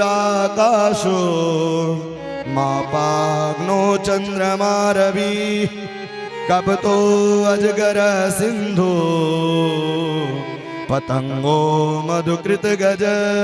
मैंने पृथ्वी को गुरु बनाया। पृथ्वी से क्या शिक्षा मिलती है? पृथ्वी पर हम अच्छे कार्य भी करते हैं, बुरे कार्य भी करते हैं, लेकिन पृथ्वी के अंदर सहनशीलता होती है। उसी प्रकार से मानव को भी सहनशीलता होना चाहिए। पृथ्वी वायु, मैंने वायु को गुरु बनाई। वायु से क्या शिक्षा मिलती है? बोले वायु से शिक्षा मिलती है कि आज तक पता नहीं कर पाई लाल है, हरी है, काली है, पीली है। उसी प्रकार से यहाँ कोई न परमानेंट, चाहे जितने लगाओ सेंट, काम क्रोध मद लोभ के खुले हैं रेस्टोरेंट। यहाँ कोई न परमानेंट, यहाँ कोई नहीं है परमानेंट। इसलिए पृथ्वी वायुराकाश, आकाश को गुरु बनाया। आकाश से क्या शिक्षा मिलती है? बोले बड़े बड़े जीव जंतु उड़ते रहते लेकिन अंत नहीं है। उसी प्रकार से संत का भी कोई अंत नहीं है, संसार का भी कोई अंत नहीं है, सागर का भी कोई अंत नहीं है। कपतो अजगर, अग्नि को गुरु बनाया। अग्नि से क्या शिक्षा मिलती है? अग्नि का काम है जलाना, संत का काम है बिगड़े हुए को बनाना। मैंने कबूतर को गुरु बनाया। कबूतर का बच्चा जाल में फंस गया तो वह कबूतर भी जाकर के बच्चों के मुंह में जाके फंस गया। संत वैरागियों को चाहिए कि भैया ज्यादा संग्रह में मत जुड़े रहें। मैंने मधुमक्खी को गुरु बनाया। मधुमक्खी एकत्रित करती है रस को, कोई मछुआरा झाड़ के चला जाता है। पता चला संत महात्मा जीवन भर कमाई रखी, अवाकु बाद भैया युद्ध प्रारंभ है महंत बनने के लिए, तो ज्यादा संग्रह नहीं करना चाहिए। मैंने पतंगो मधुकृत गज, गजराज को बनाया। गजराज से क्या शिक्षा मिलती है? गजराज अपने हथनी से ज्यादा प्रेम करता है। संत महात्मा को चाहिए कि यानी कि मालदार शिष्य है तो उससे प्रेम करे। उसके लिए सब बराबर होते हैं, उसके लिए सब बराबर हैं। फिर मधुआ हरिणो मीन, मैंने हिरण को गुरु बनाया। हिरण के अंदर कौस्तुभ मणि होती है, वो फूट जाने पर दर दर भटकता है। जिस प्रकार से गर्मी में हमें लगता है कि सड़क पर जल भरा हुआ है लेकिन जल नहीं रहता है, उसी प्रकार से बन बन तू भटकता क्यों प्राणी,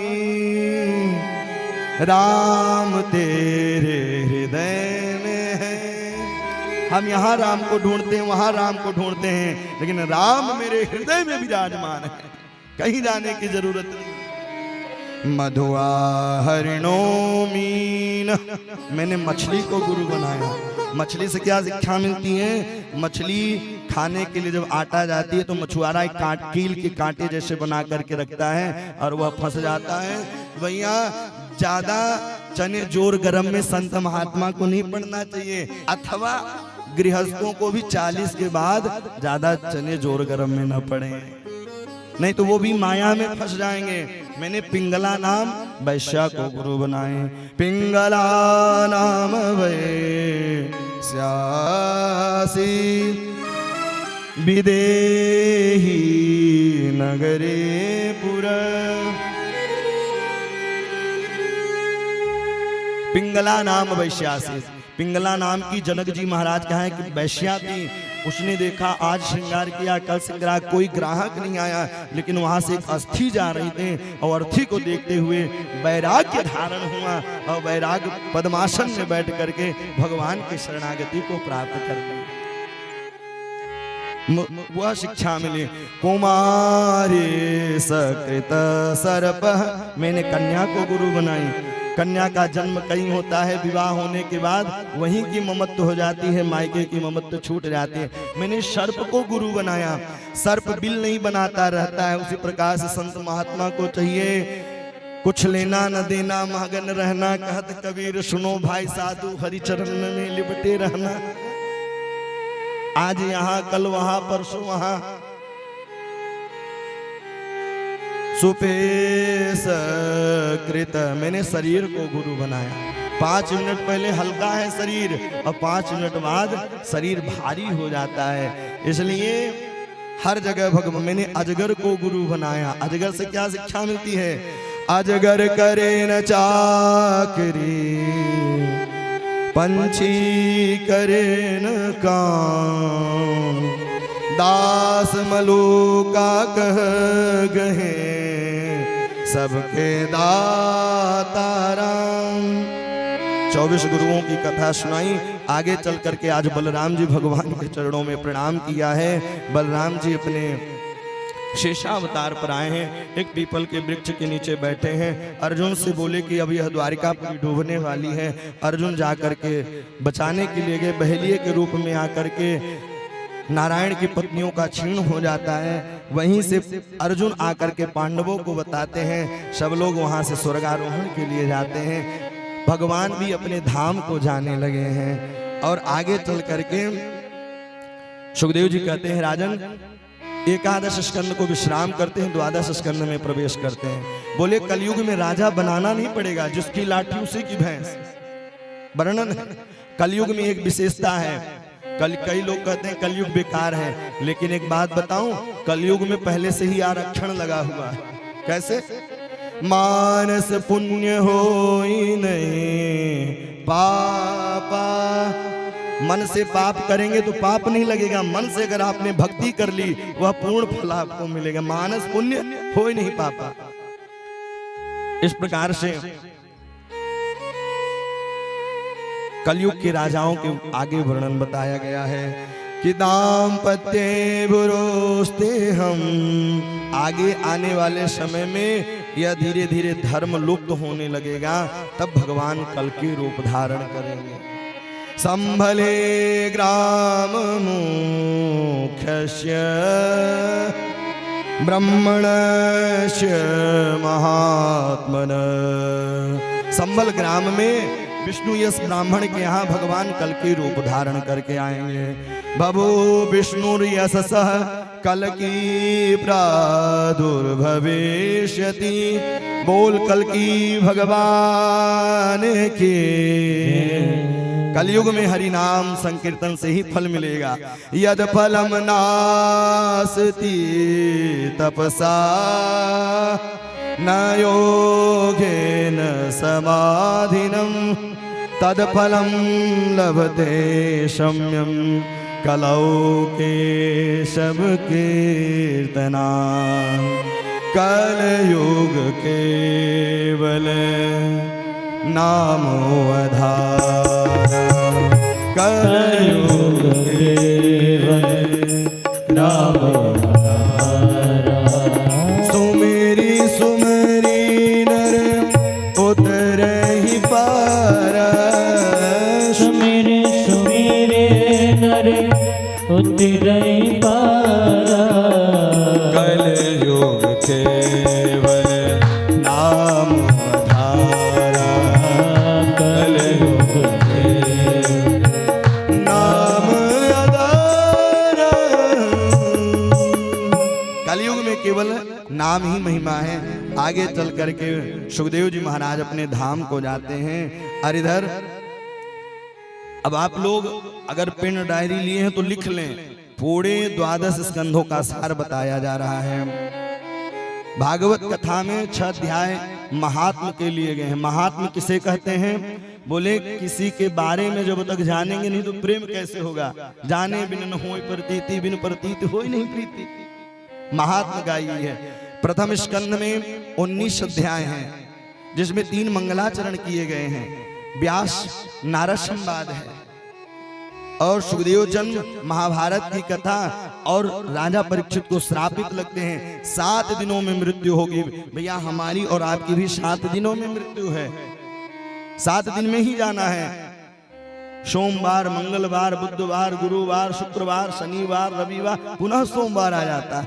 कौन सा सप्ताह होगा ये पता नहीं, लेकिन जाना 7 दिनों में है। इससे बचने के लिए क्या है तो द्वितीय स्कंध में 10 अध्याय लिए गए हैं, और उन 10 अध्यायों में भगवान के चरणों में मन लगाने के लिए सरलतम 4 उपाय हैं। जितासनो, जित श्वासो, जित संगो, जितेंद्रिय, स्थूले भगवते रूप, मनः संधारहे धिया। जितासन, पहले अपने आसन को जीते। जित श्वासो, श्वास को जीतना चाहिए। प्रभात दर्शन करना चाहिए, प्रभात फेरी करनी चाहिए। पहले प्रभात दर्शन करते थे, भैया मामला उल्टा हो गया। पहले आप कभी उठे तो दोनों हथेली को खोल करके कराग्रे बसते लक्ष्मी, कर्मध्य सरस्वती, करमूले तो गोविंद, प्रभाते कर दर्शन। लेकिन आज मोबाइल दर्शन है, कफ दर्शन है, उल्टा हो गया। भैया प्रभात दर्शन करना चाहिए। जिता सुनो, जित स्वांगो, जित संगो, जैसा करो संग वैसा चढ़े रंग, जैसा पियो पानी वैसे बने बानी। इंद्रियों को जीतना चाहिए। देखना इंद्रियों के न घोड़े भगे, इनमें हरदम ये संयम के कोड़े लगे। तृतीय स्कंद में 33 अध्याय, चतुर्थ स्कंद में 31 अध्याय, पंचम स्कंद में 26 अध्याय, छठम स्कंद में 15 अध्याय, 19 अध्याय, सप्तम स्कंद में 15 अध्याय, अष्टम स्कंद में 24 अध्याय, अब भैया नौवें स्कंद में 24 अध्याय, 12 अध्याय सूर्यवंश की कथा, 12 अध्याय में चंद्रवंश की कथा, दशम स्कंद में 90 अध्याय हैं। भगवान की बाल लीला को लेकर के विवाह पर्यंत पूरी गाथा गाई है। एकादश स्कंद में 31 अध्याय है, द्वादश स्कंद में 13 अध्याय है। इस प्रकार से भगवान अपने सुखदेव जी महाराज धराधाम को गए और भागवत विश्राम लेती है। जो जहां खड़े हैं सब लोग बैठ जाएं और इस श्लोक को गुनगुनाएं। इसके बाद फिर हम लोग आरती प्रसाद लेकर के जाएंगे।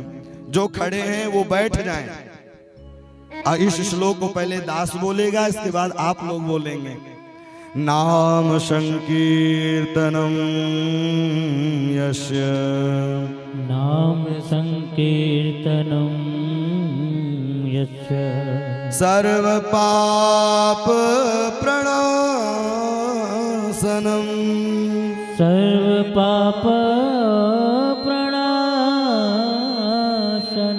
प्रणामो दुख समन, प्रणामो दुख शमन, तं नमामि हरिं पर, तं नमामि हरिं श्री हरये नमः, श्री हरे नमः, श्री हरये नमः, श्री हरे नमः, श्री हरये नमः, श्री हरे नमः। ओम शांति शांति सुशांतिर्भवतु।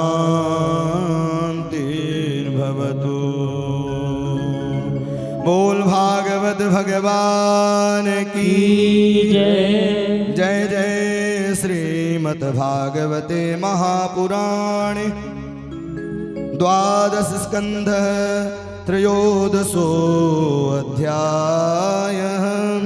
श्री राधा कृष्ण अविचल भक्ति श्री हनुमत देवता चरणार्पणमस्तु। श्री हरये नमः। यह आपकी भागवत संपन्न है। भैया दक्षिणा कौन कौन देगा, हाथ ऊपर करें। लो भैया दक्षिणा की बारी है, कोई हाथ ही नहीं ऊपर कर है? दक्षिणा हमें आपका धन नहीं चाहिए भैया। सब लोग दोनों हाथ ऊपर उठा लीजिए। सब लोग दक्षिणा में क्या चाहिए? आज से प्रण करिए कि हम, बोलिए, हम सब मिलकर सनातन धर्म की रक्षा करेंगे एवं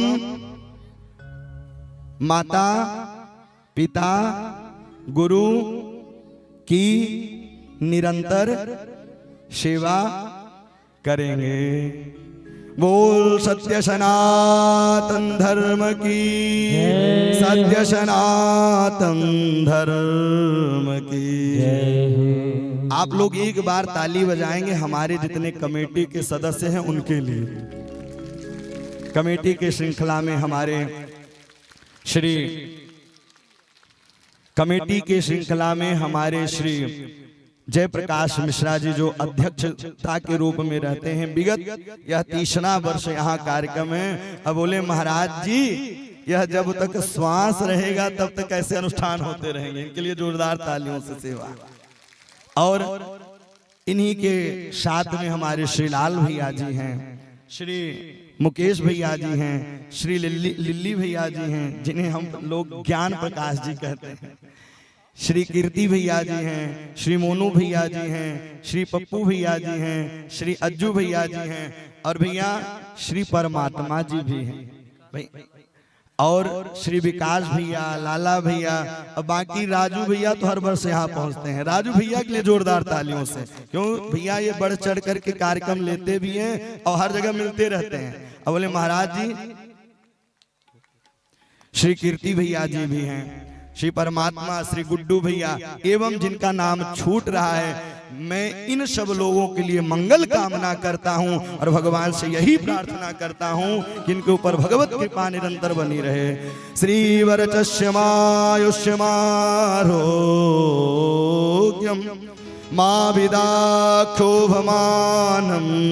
महीयते धनम धान्यम बहुभक्ति लाभम सत्सरम दीर्घमायु।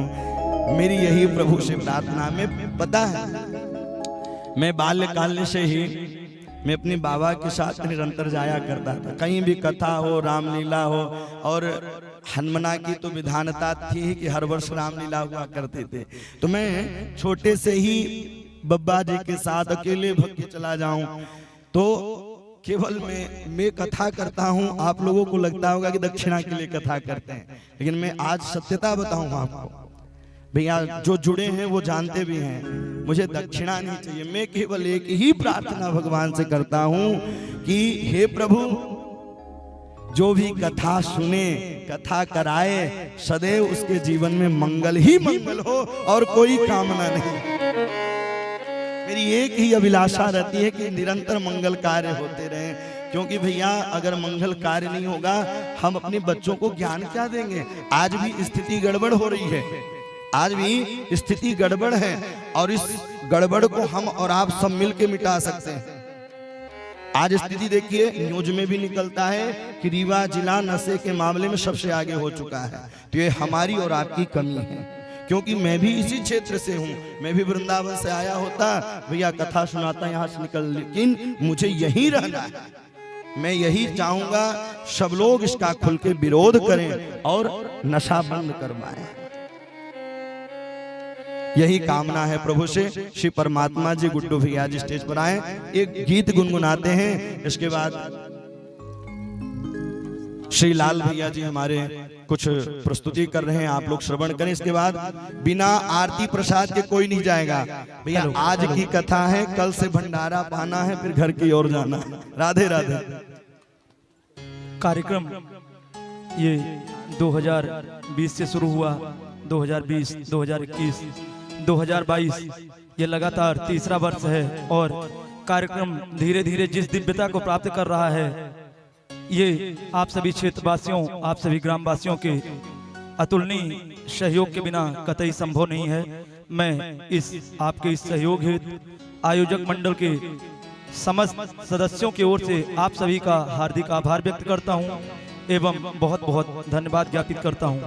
एक बार मैं कमेटी के मेंबरों से आग्रह करूंगा और समस्त श्रोता बंधुओं से आग्रह करूंगा कि एक बार आप लोग जोरदार तालियों से स्वागत करें अपना स्वयं का। बहुत बहुत धन्यवाद। आपसे आशा है कि आपका सहयोग आगामी दिवस में भी, आगामी कार्यक्रमों में भी हमें इस प्रकार प्राप्त होता रहेगा एवं आप सभी ग्रामवासियों, क्षेत्रवासियों एवं हमारे इष्ट मित्रों के सहयोग के माध्यम से हम इस कार्यक्रम को निरंतरता बरकरार रख सकेंगे। बहुत बहुत धन्यवाद। कार्यक्रम आभार व्यक्त करने की कड़ी में मैं माननीय श्री गुरुदेव जी का, हमारे तबला वादकों का, क्षमा करें, हमारे समस्त वादक मंडलों का बैठे हैं। मैं कमेटी के मेंबर से आग्रह करूंगा, हमारे कमेटी के सदस्यों से, कि आप साल श्रीफल देकर सभी हमारे कलाकारों का, जिन्होंने इस कार्यक्रम को इतना दिव्य बनाया कि जिसकी चर्चा आसपास के समस्त क्षेत्रों में हो रही है, जहां तक सुनाई देती है, सब तारीफ करते हैं। आप सबके सहयोग से आपने अपना अतुलनीय सहयोग दिया और मैं कमेटी के सदस्य सर्वप्रथम मैं माननीय जयप्रकाश मिश्रा जी, जो हमारे इस आयोजक मंडल के अध्यक्ष हैं, आपसे आग्रह करूंगा कि साल और श्रीफल के माध्यम से माननीय श्री महाराज श्री को धन्यवाद ज्ञापित करें। आप लोग जोरदार तालियों से स्वागत करते रहेंगे। जैसे जैसे एक एक कलाकारों का स्वागत होता जाएगा, गुरु महाराज का स्वागत होता जाएगा, आप लोग तालियों से स्वागत करते रहेंगे। माननीय जयप्रकाश मिश्रा जी।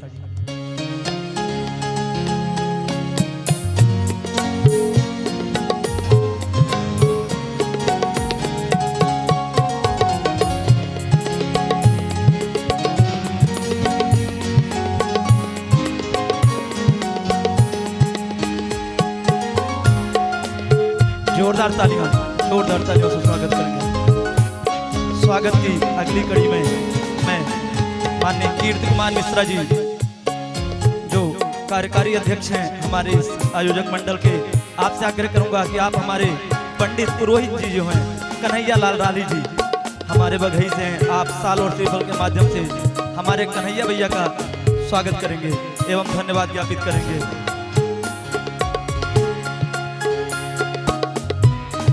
जोरदार तालियों से स्वागत करेंगे। बस 10 मिनट आप लोग अपना और समय दे दीजिए। जोरदार तालियों की करतल ध्वनि से इस पूरे कथा पंडाल को गुंजायमान रखें। कार्यक्रम की अगली कड़ी में मैं हमारे पप्पू भैया शिव कुमार मिश्रा से आग्रह करूंगा कि आप हमारे छोटे पंडित जी शिवम शुक्ला जी को साल और श्रीफल देकर धन्यवाद ज्ञापित करेंगे। मेरा आप सभी से आग्रह है, 2 मिनट आप लोग रुक लें, आरती में सम्मिलित होके जाएं। बस कुछ कलाकारों का धन्यवाद ज्ञापित करना बाकी है। मैया ने कृपा करियो, 10 मिनट के लिए बैठ जाओ आप लोग, 10 मिनट के लिए, 10 मिनट के लिए।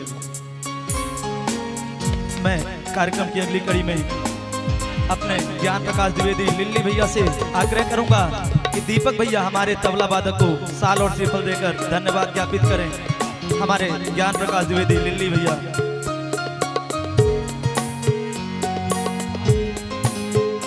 आभार व्यक्त करने की अगली कड़ी में मैं हमारे गुड्डू भैया से आग्रह करूंगा कि आप हमारे ऑर्गन में वादक कर रहे कुलदीप भैया का साल और श्रीफल देकर आभार व्यक्त करेंगे। हमारे सतीश द्विवेदी गुड्डू भैया।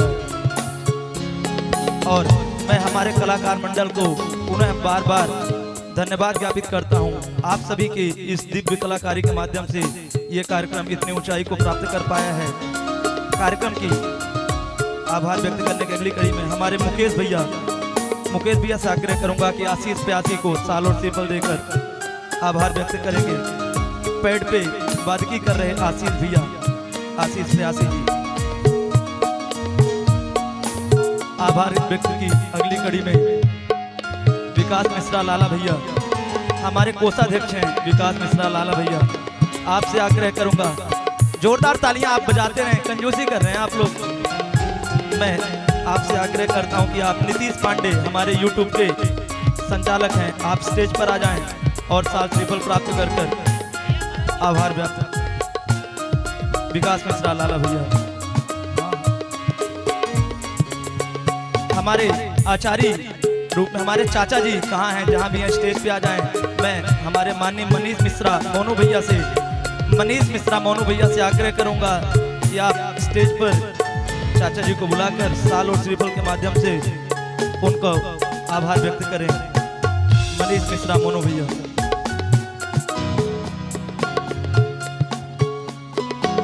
और हमारे राजू भैया बराव से, राजू भैया बराव, आपसे आग्रह है, आप बहुत ही कथा प्रेमी हैं, आपके निरंतर सहयोग से हम लोग कृतज्ञ हैं आपके। आप जहां भी हमारा कार्यक्रम होता है अपना पूर्णतः समय और सहयोग प्रदान करते हैं। आपसे आग्रह है कि आप हमारे हारमोनियम पे पारस भाई कटनी से आए हैं, जोरदार तालियों से स्वागत करें। और हमारे राजू भैया, पारस भैया, मैं बता रहा हूँ आज आपकी वाणी में दम है भैया, बहुत बहुत धन्यवाद। आपकी आवाज ने इस कार्यक्रम की बुलंदियों को बहुत ऊपर तक पहुंचाया है, बहुत बहुत धन्यवाद। हमारे राजू भैया साल और श्रीफल के माध्यम से पारस भाई कटनी का आभार व्यक्त करेंगे।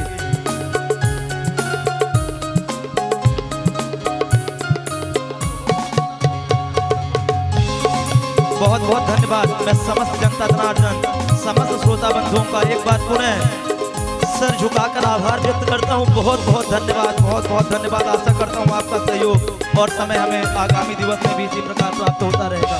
बोल वृंदावन बिहारी लाल की।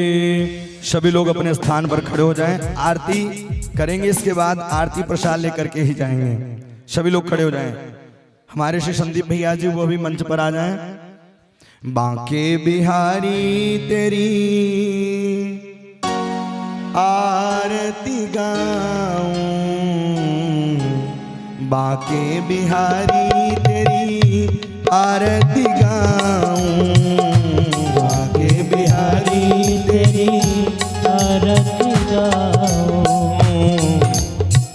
अवध बिहारी तेरी आरती गाऊं, अवध बिहारी तेरी आरती गाऊं, मोर मुकुट तेरे शीश पे सोहे, मोर मुकुट तेरे शीश पे सोहे, प्यारी वर्षी मेरो मन मोहे, प्यारी वर्षी मेरो मन मोहे, देख छवि में, देख छवि में बलि भर जाऊं, बांके बिहारी तेरी आरती गाऊं, बांके बिहारी